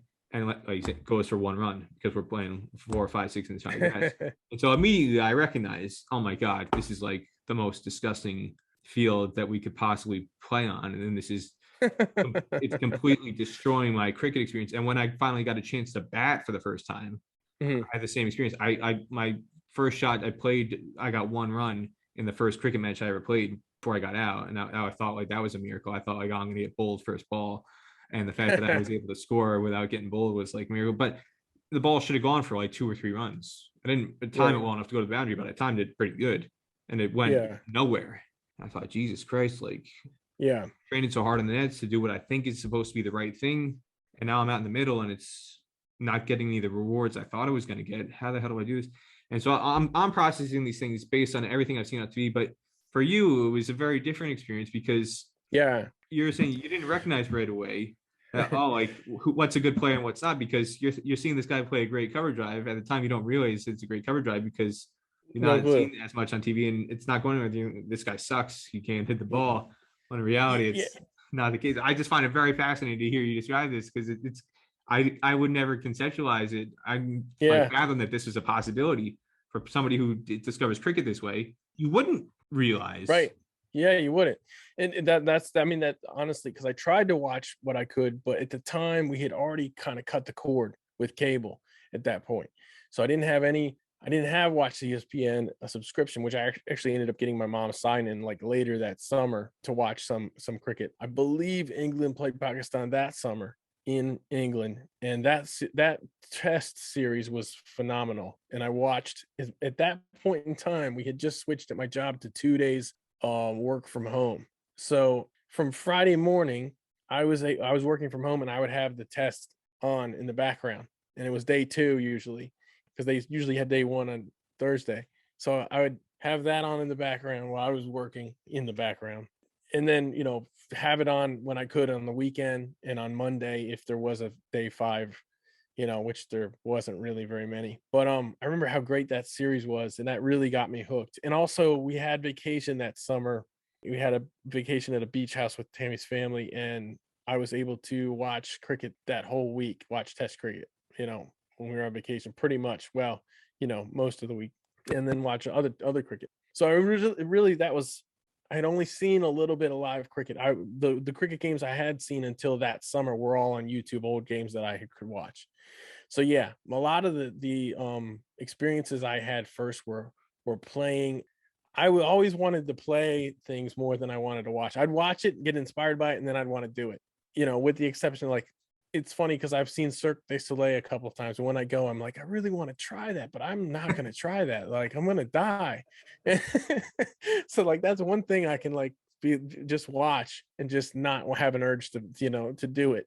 An overwhelming urge. But like with sports, I just want to try them out. I want to see what it's like to actually do the thing. So I finally got to watch a lot that summer, and it's, of course, the thing that took me a while to really comprehend was the difference between the formats, the technical differences. Why guys defend everything in test cricket and why they go for it in T20. Obviously, there's obvious, once you know the two sports, it's obvious why. But like, I didn't realize why in our league we were playing 40 overs aside and T20, and I didn't realize why I had to learn front foot defense first. Like forward defense first. I was like, I don't want to go in and just defend all day. I want to try to score runs. Yeah, so things like that. It was the learning curve was pretty steep.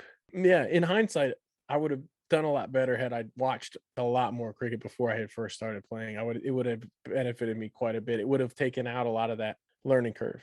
And then I set up a little spot in my side yard here. I found a place where it was mostly flat, and I had about 70 feet of space. And I bought a net, and I rigged up this net, and I put some stumps up, and I just flattened the ground there as much as I could and practiced spin bowling. And I chose spin bowling mostly because I only had about 70 feet to work with. And I chose off spin bowling because it felt more like throwing a football coming out of my fingertip than any of the other bowling did. In football, there's a lot of feel on this finger. The way I bowl, even now, I've kind of switched to bowling kind of like a sort of medium pace, because I broke my ankle last summer, and it hurts more to bowl spin than it does to just run up straight, kind of straight and square. And even now I grip it just with these two fingers when I'm bowling medium pace, and because I like how it feels coming off of this finger more, I keep this one out of the way. So it's, and you just adapt to whatever feels best for you. I think when you're transitioning to another sport and you're starting off after you're not having this muscle memory that you built through your childhood for a specific sport, all of a sudden, you just kind of do what works best for you. You make it work, and you can get weird things to happen that way too. Like if I release it one way, I can get it to kind of swing out, and if I release it another way, I can get it to cut in. And it's just, I'm always fascinated by, I love watching pitchers talk about how they grip the ball in baseball, and I love watching the different pitches they throw. And I've always been curious about that with cricket. You don't really see many people talking about the different ways individual cricketers do things, but there's always like the videos that show you the technically correct way to do something. But every cricketer out there has their little kind of nuance, how they grip it. And I'm very curious about that. I love that sort of thing. Like even when in minor league finals, when Wetzel Vigela was here, I went up to him and started asking him about his grip, because he gets that so much drift on that ball. His ball drifts a mile, and he has the special ability to drift the ball at the same speed he bowls his off break, that had, when he puts a little more flight on the ball with his off break delivery. He can actually swing it in with his drifter the same speed as he does the other one. And that's tricky to me. That's amazing because, the more I learned how to bowl, I was like, I could get it to drift, but I had to put more on it. I had to put more pace on it, whereas if I wanted to get it to turn, I had to take pace off of it. And like it literally looks the same coming out of his hand, both balls. And that's why he's dangerous, especially against righties when they open up and it just goes right through. But yeah, like learning all those little technical things is the most fascinating thing about the game to me. Obviously the tactics, we all love that. And the test cricket is such an amazing thing, but T20 cricket is amazing too. The one format I'm not really into one day cricket, like except for associate cricket one day. It's just way better than full member one day. There's just so much more at stake, A, and B, the games, nobody scores 400 runs. The grounds that they play on are beautiful, but the pitches they're not made for 400 runs, most of the time. I just feel like the games are better in associate one day cricket. You have a better chance for 10 wickets too. And to me, that goes back to the original intention of one day cricket in the first place. It was supposed to be a mini test match in a sense. You're supposed to play what was effectively a one day test match. And in the early days of one day cricket, taking 10 wickets was not a far-fetched concept, whereas now you see a lot of the full member scores finishing 350 for 4, 290 for 6, whatever. Losing 10 wickets is a very, very almost borderline embarrassing thing in a full member league, whereas in the Cricket World Cup League 2 or World Cricket League events, it happens quite regularly, where you feel like it is a contest that's meant to be a condensed test match, and from time to time you will see more aggressive fields. You'll see a forward short leg or a silly point with a helmet on it, and you'll see match, which you'll see crazy things like that. That's why I love associate one day. Exactly that reason. And also, if you get that 10th wicket in the 49th or the 48th over, right, 8 balls to spare or something like that, 8 balls left in the innings that the other team left on the table, you can bet like that's going to come back to haunt that team in the second innings. It's like, it just seems like, oh, no big deal. They lost their 10th wicket in the 49th over. No big deal. But yeah, I mean, it's a huge deal. It's the other team has 8 extra balls if they play their cards right. That's a big deal. It's just really cool. It's I love associate one day cricket. I really can't be bothered much with, unless like Hayden Walsh Jr. is playing or something. I'll watch it then. Let me ask you this. I've heard various stories from people over the years trying to get into cricket who are Americans and the obstacles that they've had to overcome as a player. I haven't really touched on it so much yet. The eagerness that you have, you wanted to learn, you wanted to play. One of the obstacles is the playing facilities themselves. You're playing on substandard facilities more often than not. Your formative experiences, you went and saw Church Street Park, but you weren't playing on Church Street Park to start with. That's one aspect of it. Another aspect, the concept of friendly cricket or social cricket versus win at all costs cricket at what is essentially a recreational level, where a lot of teams in a lot of leagues, even though it's ostensibly recreational cricket, and like you said, you might have a player in your club like Jasper Malhotra who might be a national caliber talent. By and large, most of the other guys are not. I told when I interviewed Nas Kenji on the podcast, me and Naj played for the same club, like similar to you, not at the same time, right? But we were part of the same club at different points in time. And the majority of the players who are part of that club, they're good. They're good recreational standard, but they're not going to play for the national team. And so there's a balance it needs to be struck of, do you go out to play for the enjoyment as a recreational sport and getting opportunities to play, or is it win at all costs, which quite often is the case in club cricket in the USA, rightly or wrongly. And because of that, if you're a newcomer, the encouragement isn't quite there, and your formative experiences could be you get sent to bat at 11, you don't bowl, you field at fine leg, or some variation thereof. So for you, I'm curious to find, especially your first season, your first 2 seasons, when you were still really learning on the fly and there was a lot of trial and error, how supportive, how patient were your club teammates in trying to help foster your learning and your enjoyment of the game versus winning at all costs, like tends to happen in club cricket in the US? Well, let me go back a little bit to obviously I'm going to answer that, but going back to like ice hockey, one thing I noticed in ice hockey, in adult ice hockey, when I was learning it, was how seriously people at the lowest level of adult men's ice hockey take everything versus how recreational the best players treat it, right? So it was so funny. It was like you're the lowest C level or D or wherever you are at. Everyone's going to take it so seriously, and some of those guys even can tell you what their stats are in adult men's cricket, right? And it's like, who cares? And then, so I couldn't wait to get out of that level when I was learning ice hockey. I couldn't wait to go up, and eventually I played in the AB league, which is like not A league, but it's not B league. It's a mixture of both. So that was great. That was the most fun I had because I was very challenged. I had to play my best, and B, the guys on my team who were super good, they were really cool. They were like, they knew that this wasn't the NHL.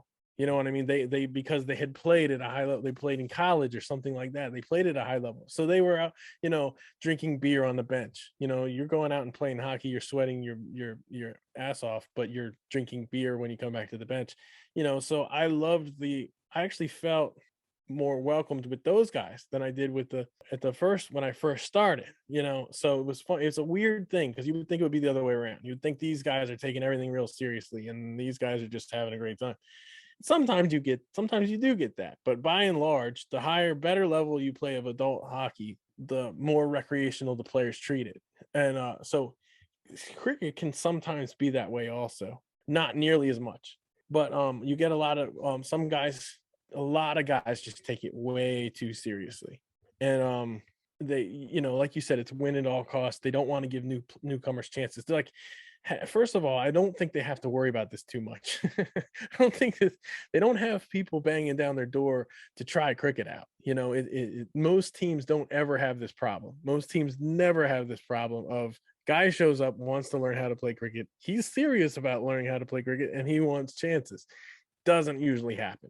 So, that first team I was with, the Royals, they were an awesome group of guys. I'm still great friends with a lot of them. I love those guys. They were one of the original TCL teams. So to them, it was very important to win. And so I didn't get a whole lot of chances with them.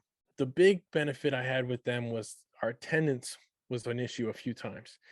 So I got to play a lot of games, but I didn't get the bowl until my second season, the last game of my second season. And I had a double wicket maiden over, which was pretty cool. It was against the Tailenders, but still, it was like my first over, and I had been practicing for a year and a half in my side yard. And I got pretty good control, or at the time I really did have good control of flighted deliveries, and I would just used to drive people crazy, which that almost sounds like a very near identical experience to what I had in a couple of ways. My first match. So the week before, I had contacted the president of Omaha Cricket Club, and he told me, and I said, I'm American. I spent a semester in Australia. I'm really athletic. Have never played a cricket match, but I bought whites before I left from Australia because I knew I wouldn't be able to buy them in the US more than likely. I bought equipment before I left Australia, and you don't have to worry about equipment for me. I'm just looking for a place to get a chance to play. I've never played a formal match. I played all sorts of other sports growing up, and I've messed around kind of in the nets in Australia, just not played in an actual game. I'm just looking for a chance. And the response I got was, our league and our team is very serious. Let me, you're going to have to come to a few practice sessions first before we can evaluate you and decide whether you're really up for the rigors of Omaha Cricket Club, Nebraska League cricket, because this is really intense. And after giving me this speech for 20-30 minutes on the phone, despite my pleading constantly, I just want to play, please, I'll do anything, I just want to play. Nah, we've got a really established lineup. I don't know if we'll have room for you. We want to have a look at you first and just come and practice first. So, are you playing? I'd just love to come watch you guys to see what the field's like and what the team is like. Just, I don't care if I don't get to play. I just want to watch. You can come to our match. It's at this field, NP Dodge Park and North Omaha. And if you want to watch, you can. And then the night before the game that I was expecting to come to as a spectator, I get a frantic phone call from the same guy, the club captain and the club president, saying, we're short of players. A couple guys have dropped out. do you still have those whites? Can you come and play tomorrow? You're in the 11. So then, typical. It's such a typical thing. After making it out to be so serious, ultra competitive, it's, oh shit, we don't have 11 guys. Can you come? We just need a warm body. Please come. Yeah. And that was my ticket into the team. And I took a catch at square leg the first match. We fielded first, and again, they put me at square leg. They're like, all right, you look, maybe you're athletic. All right, we'll put you at square. We're not going to put you at point. We're not going to put you at cover. We're not going to put you at high traffic. I'll put you at square leg, whatever. And then I think it was like the 9th or 10th over. Guy flicks off his pads, and I take the catch. I go nuts, fling it up in the air. And there's just silence.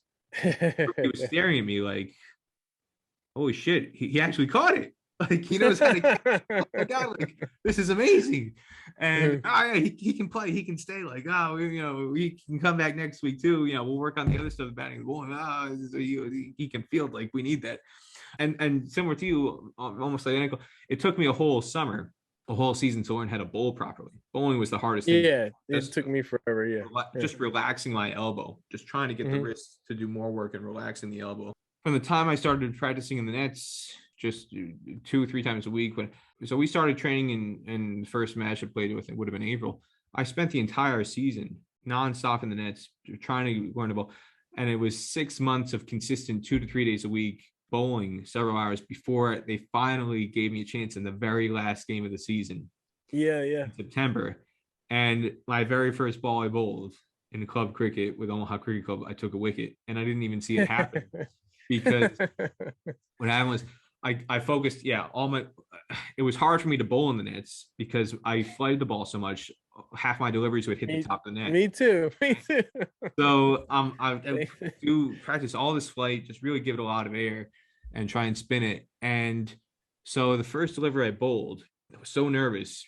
I almost was called for a no ball because you watch on TV, you don't hear the interaction between the bowler and the umpire. So I had no idea in the actual cricket match, you're supposed to tell the umpire what your bowling action is, right arm over. Yeah, I didn't know that either. I didn't know you were supposed to do that. So he asked me, I was like, what are you talking about? Exactly. So I'm about to walk up to bowl the first ball, and one of my teammates shouts like, Peter, did you tell him how you're going to bowl? Like, no, why would I tell him how I'm going to bowl? It's supposed to be a surprise. I don't want to tell him how. And he's like, no, like, you need to tell the umpire or else it's a no ball. Like, you don't want to get a call for a no ball. You have to declare to the umpire, are you going to come over or around the wicket? I don't know. What do you want me to do? Should I go over or around? Like, difference?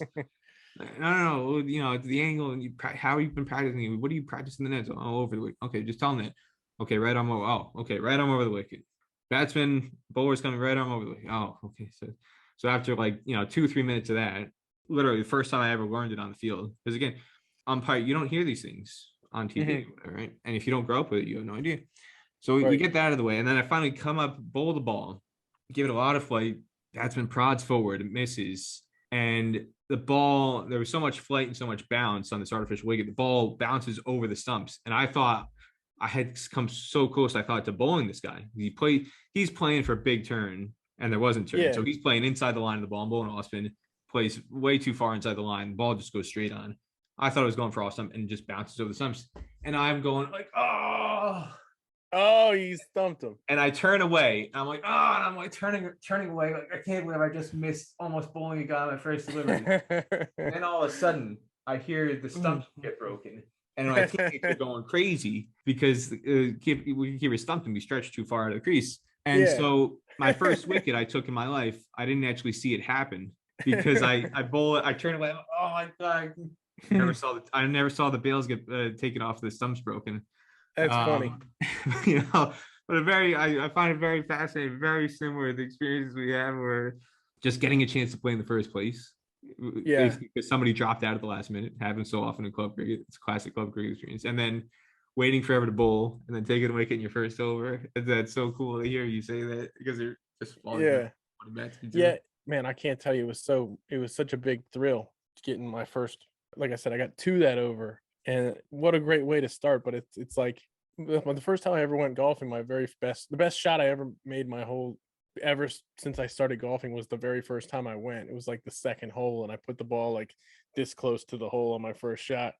I've never made a shot that nice since. I mean, how are you going to top a double wicket made? You're not going to ever tough that,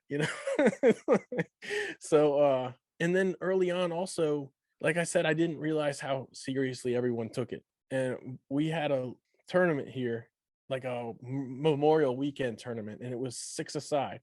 Some guys had asked me to play on their team, and they were really good players, and I was like really surprised they asked me to play. So I went out and I was like, okay, 6-a-side, every team gets 5 overs, right? So I realized right away the first game that the plan was kind of like everyone's bowling except for me. The wicket keeper would take his gloves off, give them to another guy, he'd put them on, and then he'd bowl. So the first couple of games in the tournament, because these games happen so fast, and it was a blast. We had a heck of a weekend. It was so much fun. But yeah, so the first couple of games I didn't bowl at all, and they had me batting last. I was literally there as a fielder, because when you have 6 people on the field, it's good to have good fielders there to, So finally I got to bowl because one of our best bowlers started getting cramps in his legs real bad, like really bad cramps. So and he's a good friend of mine. So I ended up bowling, and I started taking wickets, and I started getting good batsmen out. And I realized I was getting good batsmen out because this is a 5 overs game. They have to score boundaries. I'm bowling these flighted deliveries. It's a cement wicket. So flighted deliveries on a cement wicket are a great idea in a game like that. You're just going to get the crazy bounce from a flighted delivery. I took a few wickets, and I made some I got in the semifinal game. I made this really great catch on a batter good friend of mine, who was one of the best batters in our league named Swapnil. And it was like the perfect football style catch. And it was like, how when you're a kid and you're throwing the football up to yourself, and you practice that all the time, and you throw it up and you catch it this way, and you catch it this way, and you catch it, but because you're right-handed, you're throwing it up with this hand, and most of your best catches are on this side of your body, So it's like I always knew I was way better at my left, not way better, but I was, just enough better on my left. So he hit this ball going it was going to be 6 for sure. And I remember running after it, and I was like, oh, this is exactly the ball that I practiced my whole life for. And I just ran it down, and I caught it like this right at the boundary, and kept it from going over. And it was a great catch. And I remember that's the moment I felt like people like accepted that I was a cricketer. Everybody was like, oh, awesome catch, And I remember thinking that was perfect, because like I said, you're throwing the ball up into your kid, you're always catching it on this side more than anything else. So it was just like the perfect scenario. But yeah, we ended up losing in the final, in the championship game. And that was the first game I got to bat in the whole weekend. So, and that was the first time I ever batted in a game. And so the very first ball, we did just a completely premeditated shot. I was like, I'm just going to slog sweep, because I was like, that's just, the bowler wasn't very tall, and he was bowling like medium pace, and I just felt like I'm gonna just get underneath it, and I'm just gonna get low and slog sweep it, and I hit it. It landed in mud like a couple feet away from the boundary, and just stuck instead of going to the boundary. So I'm going down to the other end, and the batsman who just was at the other end. So I'm like coming back for 2, and he's like, no, stay there. Stay there. Because I think everybody, I hit it behind square. I mean, I hit it like on the label of the bat, but it went almost to the boundary. But yeah, I remember he was like, stay there. And I was like, you know what? I really want to keep batting, but he's absolutely right. Like, I should just stay here, make sure he gets on strike again. But those are lessons you learn. When you're in a final of even if it's just a 6-on-6 tournament, you want to win the game. And so like you learn the lesson that like that guy who's on strike, he's already hot. You got a chance to take 2. No, in a limited game like that, you're gonna leave your hot guy on when you're the last wicket. Little things like that. But yeah, I mean, mostly people have been really accepting, but they still don't want to give you chances. And I think it's just because people aren't used to newcomers in cricket. They're just not used to it.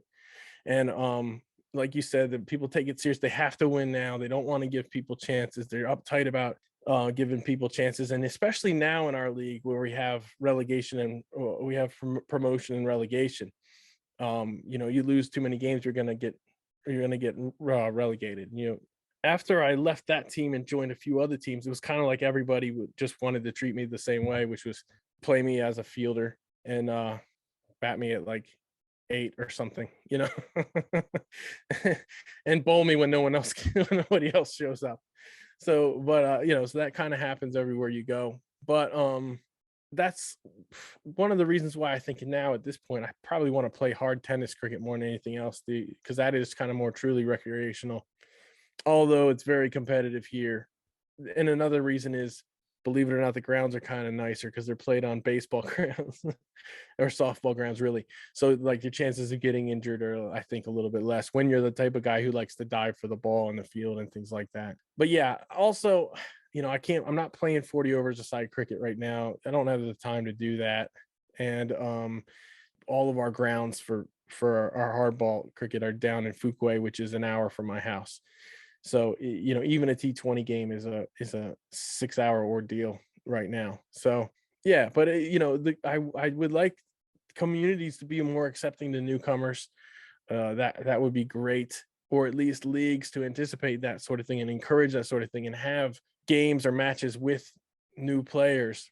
Maybe have like a pickup night or something like that, a pickup day, where players, because there's plenty of players who aren't picked in their 11 for that week. Like if TCL had a pickup game somewhere for players that weren't picked in the 11, you first 22 to show up get to play in a team, and then you're limited to, you either get out or you face a maximum of 20 balls or something like that. So, something like that would be nice to get newcomers into the game. And that's something that I hope becomes a problem with Major League Cricket coming, with the potential Olympics in 2028, with 2024 World Cup. ESPN Plus has a lot of cricket on it now. People are getting exposed. John Boy has been talking about cricket a lot lately, which you and I have talked about together, how exciting that is. That is super exciting that he's embracing that, this sport. So I hope, because of people like him, that more and more Americans that are not familiar with the sport, more and more newcomers, I should say, in this country, will want to do things like that, try out the sport. And we'll get these leagues might be a little bit more. You do have to go out of your way. You do have to go out of your way to make people feel welcome. And now Triangle Cricket League actually has a hard tennis team that's pretty much for newcomers. So they do have that team. So I played with them one season. It was funny because I was playing with them to try to make people feel more welcome, and I was yielding my own chances so that newcomers could have a chance. I'm like, oh man, now I'm still batting 7 or 8. But it was different. I mean, if you're batting 7 or 8 on a team full of newcomers, you're still coming in around the 5th or 6th over, so you're still going to get plenty of chances. But yeah, I mean, leagues are going to have to make room for new players. I hope so. Why wouldn't you want new people to come? I don't understand why so many people guard the game of cricket. And we've talked about this before. This is gatekeeping. Even more annoying to me than people who don't want to give chances to new players is the attitude. We've talked about this, the attitude that cricket is better than all these other sports just because the person who's saying it is a cricket fan. Cricket's way harder than baseball. No, it isn't. Like they're both very difficult sports. Both of them are hard, but when people are like, oh, what's baseball? It's just full tosses all day. Yeah, they called it juicy full toss in cricket because it was an accident. 9 out of 10 full tosses in cricket aren't on purpose. And the ball isn't swinging. If Jimmy Anderson accidentally bowls you a full toss, he didn't do something right. It's not going to be his perfect delivery that's swinging 12 inches. It's going to be a mistake, and it's flat, and it's basically there for you to put it away. In baseball, everything's a full toss and everything comes with intent. When they throw you a full toss, it's not an accident. they didn't just give you a bad ball. And bats round. There's so many reasons baseball's hard. How many cricketers in the world can bowl 95 or faster? I doubt there's 6 people in the world who could do it right now. I mean, that's even saying a lot if there's 6. But every Major League Baseball team has 6, it seems like, these days, who can throw 95 or faster, or at least 3 or 4. Just because you throw 95 these days does not mean you're even making Double-A baseball. You still have to be good. Not that, I mean, obviously you have to be great to be a good cricketer too. But my point is, both sport, if you're making $1 million in a sport somewhere in the world, if somebody is making $1 million doing something in this world, it's a very hard thing to do. So, cricket is super hard. Baseball is super hard. And I hate it when people tell me why cricket is better than baseball. And then they say something immediately afterwards that lets me know they know nothing about baseball. Like I had a guy here who was talking to, there were some new people at Church Street Park who were like watching cricket. They were like, wow, what's this? And somebody was explaining to them why it was, it's similar to baseball, but it's got strategy. And I was like, really? Like the baseball, the sport that famously has no strategy whatsoever. When you say things like that, you clearly don't know anything about. I like people that tell me they've tried baseball before, but the ball was thrown too slow and it's way too big and it goes and it's just underhanded. And I'm like, no, that's called slow pitch softball, and it's easy on purpose. So that's what bothers me more than anything is when somebody tells me, or I know there are people who don't think I can learn cricket or didn't think I could learn cricket because I played baseball, because of how much harder cricket is than baseball in their minds.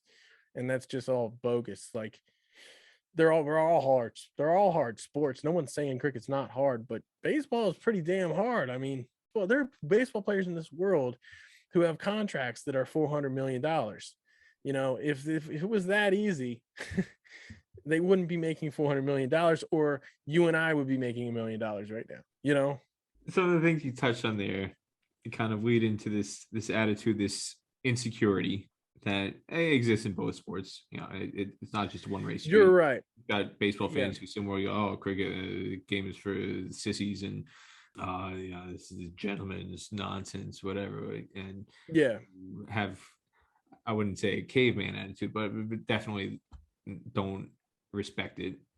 Again, it's not universal. You have exceptions. Okay, it goes both ways, right? Yep. But I don't know, maybe you and I witness it more because we're a lot more immersed in the cricket community now than we are in the baseball community. So maybe it seems like the scales are tilted more towards cricket fans being a bit more cocky and arrogant that way, and in a lot of ways insecure about other sports threatening them, and this need to like beat your chest and like show how macho and how much better cricket is, out of this desire to like make yourself known and heard in an American ecosystem in particular, where cricket is on the periphery. So some of the words, like I said, arrogance, insecurity. Another one that comes to mind is condescension. You have a very, very condescending attitude towards the intelligence level of a fan and what they can and cannot learn, and also to players, somebody who's trying to learn the game, what they can and cannot learn as a player. In your experience, what do you feel has been tougher to overcome, or an experience or types of experiences where it's tested your faith and your desire to maintain your passion for cricket because of the way you get treated? Do you find that people are more condescending? And this is not meant to be like a let's beat on cricket session and cricket. Right.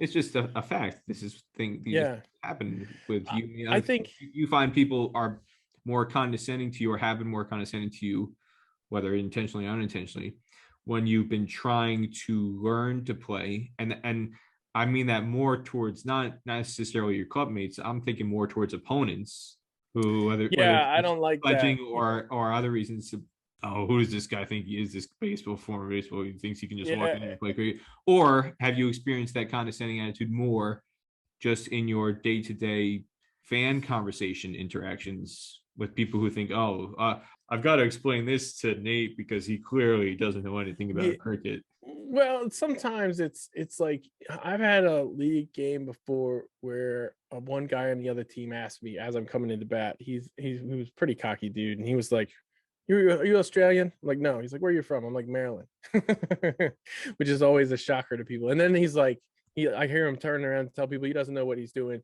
and says something like that to somebody. He doesn't know how to bat. He's like, so they brought in their fastest bowler, and he was like, yeah, he won't be able to, he can't hit this speed. He can't catch up to this speed. And the guy bowled to me, and he was quick, but it was like, I remember thinking, none of these guys have ever seen a projectile thrown at them faster than what I've seen. I mean, I'm not trying to be I'm not trying to be cocky. I'm saying, yeah, I had a hard time batting against the guy that they said I wasn't going to be able to handle, but it wasn't because he was fast. He was bowling a good length delivery at the fourth stump, and it was quick, and it was quick enough to be a problem, you know. And but they also didn't put a slip in, and so I wasn't that worried about it, you know. So I was like, if they really thought I couldn't handle this guy, why didn't they put a slip in? You know, is what I was thinking. So yeah, you get these arrogant guys that they're just doing so sledging, and normally I just tune that out. But I remember this particular time I actually paid attention to what he said, and it was just bothered me that he thought I'd never see anything faster than their fastest guy. You know, like, so I mean, I've played baseball against guys that throw way faster than anything I've seen in cricket so far. That's just because I've only played club cricket and stuff. I've never batted against Ali Khan, for example, who would absolutely knock my socks off. There's no doubt about it. But you know what I mean. It's like the arrogance of, oh, you're a baseball player. Oh yeah. So they know they the funny thing is they give you loads of respect in the field. You know, someone hits the ball anywhere in your vicinity, they're not going for 2 runs. You know, sometimes you hear someone yell baseball or something like that, and then they'll just be, you know, whatever. I've heard that a couple of times. So they respect you in the field, but when you're batting or bowling or something, people just don't, you know. And I'm not a good cricketer, I know that, but yeah, it's not because someone's going to be too fast for me when I've seen live pitching in baseball that's 90 miles an hour and moving or whatever, and I couldn't hit that. I can tell you that right now. Yeah, so I think there have been some condescending moments for sure. I don't really understand it, more so online than anywhere else. In the games, people do tend to respect the fact that you're out there playing cricket with them, even if they think you're new.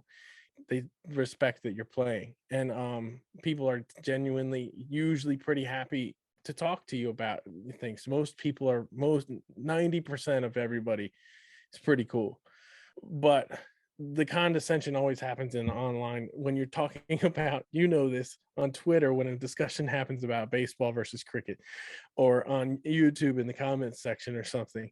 And or I've had people talk about my something I wrote, or, you know, something like that. Oh, you know, I've had people be patronizing to me about something I wrote because they just assume I'm just a guy, you know, for emerging cricket. And they'll just assume I don't know what I'm talking about or something. Like, oh, you're learning a lot or something like that. It's like, yeah, I am learning a lot. You're right. But I mean, I don't know everything. There's absolutely no doubt about that. But I just hate it when people don't yield.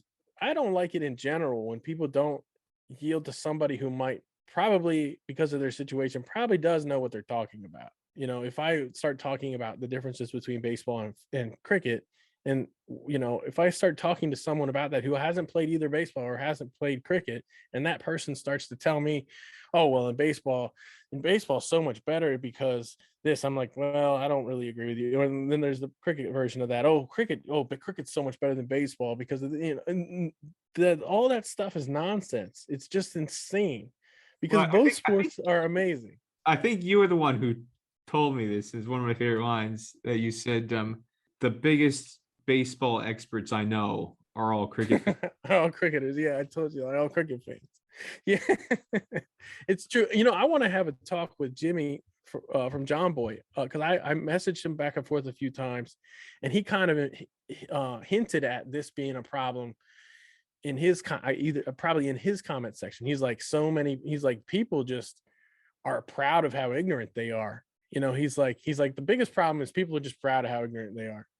Like, they're proud that they don't know about cricket. It's like, you know, the baseball fans. So yeah, he's seeing it from that point of view, which, you know, when I talk to my friends about cricket, most of the time they're like, stop talking about cricket, because they don't care, you know. But like, now, obviously, I should specify that when I talk to my non-cricket friends, because I have more cricket friends now probably than I have non-cricket friends, just because you can't get involved in TCL with a team without making 100 new friends. You know, our league is big, and yeah. So like I said, there's more people that are happy to talk to you about it, and like inclusive. There's more inclusivity here. In the online world, it's all ugly. And but yeah, in real life, when it happens, it's even more annoying. When there's a rare time it happens and someone treats you condescendingly because you didn't grow up playing cricket, and you must not know what you're talking about. Cricket's not in your blood, Nate. Not in your blood. Yeah, you didn't grow up with, oh, you're a base. There are some people who like just think you can't learn the sport, and that's just totally nuts. It just, to me, that just shows that person, this must be the only sport they've ever played, because if you talk to a high level cricketer, this is a similar thing that I was saying before about the hockey. You talk to Ali Khan or Hayden Walsh Jr., or Steven Taylor, or one of these guys, Unmukt Chand. You talk to Dane Pete, who played six tests for South Africa. You talk to those people about other sports, and they love talking about the other sports just as much. They admire those athletes. I think you talked to Hayden about baseball probably before. I know I have, and he back when he was playing in the GT20, he posted pictures of himself at a Toronto Blue Jays game on Instagram, and I messaged back and forth with him, and he was like, man, he's like, I think I would have loved playing baseball. I think I would have loved playing this sport. And so those guys appreciate high level athletes of another sport, because of course they do. It's just the fans get too dug in on their sport being better than everyone else's, and they genuinely really feel they don't extend any credit to athletes from another sport. It's just, it blows my mind, and it's so frustrating, because what difference even if it's okay, let's say it's true, you're a cricket fan, let's say you're a big cricket fan, all you care about is cricket, and God comes down from heaven and he lands on a rock, and the whole world can see him, and he says, I am God, baseball really is better than cricket. Are you going to like catch on fire and just disintegrate at that moment? Is that ruining everything for you? There's no way to know what's the best sport. And if something's harder than the other or whatever, who cares? Do you love cricket? Yes. Well, that's good. That's great. That's all that should matter. You love cricket. You like cricket more than baseball. That's totally fine. You can like one sport more than another. But like, I just think it's so stupid that people put so much into these type of arguments, and I try to be nuanced with people, and I try to make them understand that, like, look, baseball really is no joke. I mean, it's no joke. It's hard. I don't know if it's players are hacking, kind of have hacked, or have learned the science of how to bring themselves up to a certain level faster than they ever have before. I think that's part of it. Or if it's just we can look at, with the cameras we have and all the tech we have, we can see just how good pitchers are these days. Because now we have the tunneling, you can see a pitch going, 60% of the way to the plate, and all of a sudden one pitch goes this way and the other one goes this way. And how are you going to hit that? So we have the tech to see that. I mean, when you look back at Nolan Ryan and all these great pitchers of yesteryear, they were incredible no matter where you put them. So I think we've always had really amazing pitchers in baseball and things like that. But when I can like actually show you like Pitching Ninja or something like that, when I can send that to someone and say, this guy just threw a ball 101 miles an hour and it moved 9 inches in the last 30 feet, or whatever. It's like, if you can't see that and appreciate how unbelievably hard that is to face, then you're just lying to yourself, or you're stupid. It's one or the other. But you understand what I'm saying. Baseball is amazing. Cricket is amazing. I made an ass of myself on Twitter once because I said fast bowlers couldn't put as much revs on the ball as a pitcher could in baseball. And then I can't remember who it was, but it was somebody who actually knows what they're talking about. And they said, actually, I'm actually researching this right now. I can't remember who the guy was. He was a cricket writer, and he said, I'm actually looking at this right now, and it's just actually cricket bowlers can put, I forgot how many rotations on a ball. And I was like, whoa, I didn't think they could do that. So I was wrong. But I mean, you know what I'm saying. Both of them are incredibly impressive. To bowl at the top level in cricket and to pitch at the top level in baseball, you have to be something special. One of the things that you touched on there in your point you were making is something I've experienced, a lot of other people have experienced, just this combativeness between the two sets of fans. I was guilty of this at one point in time. Cricket's better, this, or baseball's better, whatever. And the reason why I shifted away from that approach is, if you start off with that, well, if you like baseball, cricket's way better than baseball. It's a combative attitude. If that's your introductory line to somebody to try and recruit You've lost the sport, you've lost you've already created a defensive shield between the two of you, and nobody's going to want to listen to you. That shield is up. They're going to everything's going to go over their head in one ear, out the other. Nobody's going to want to listen to you if that's your recruiting pitch. Whereas I kind of shifted away from that quite quickly and got into a mode of, if you like cricket, you'll like baseball, or vice versa.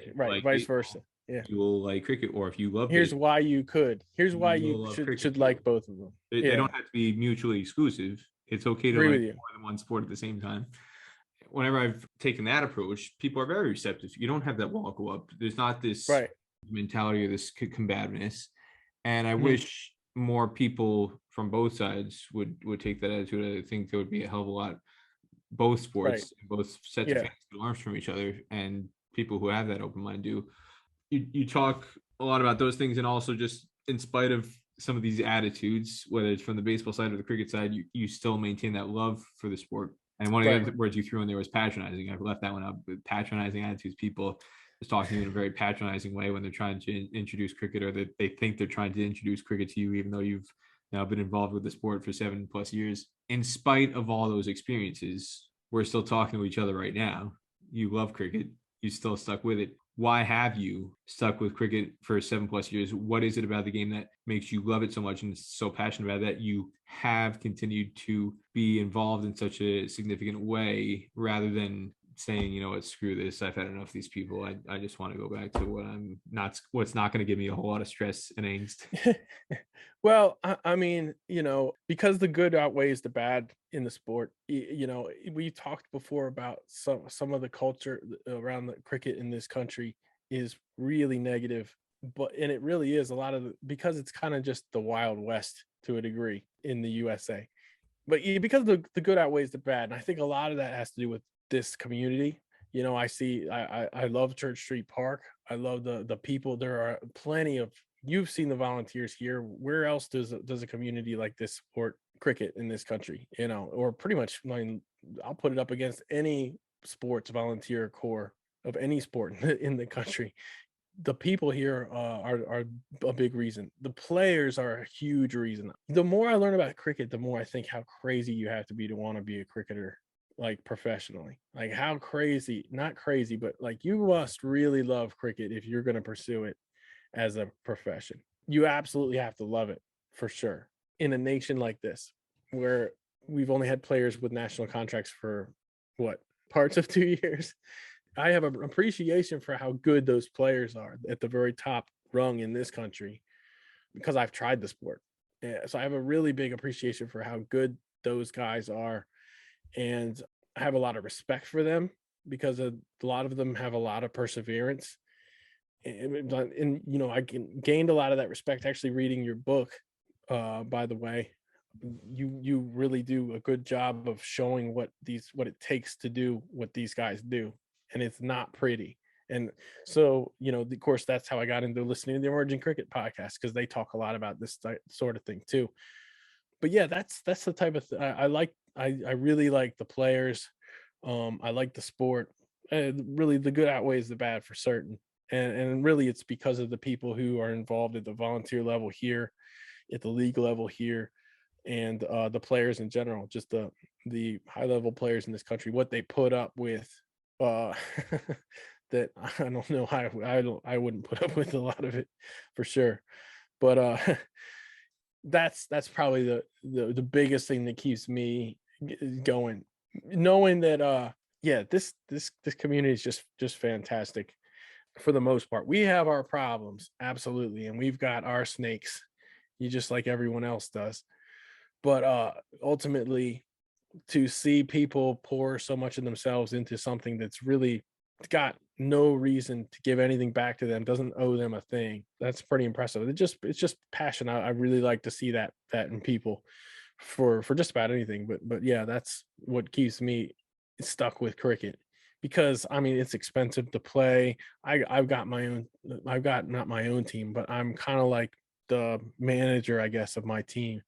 And that's a pain in the butt. It's not fun, but I like the guys a lot. I have a lot of friends, And it's just I'm not really a religious person, but I grew up going to church a lot. I grew up in the volunteer fire department, things like that.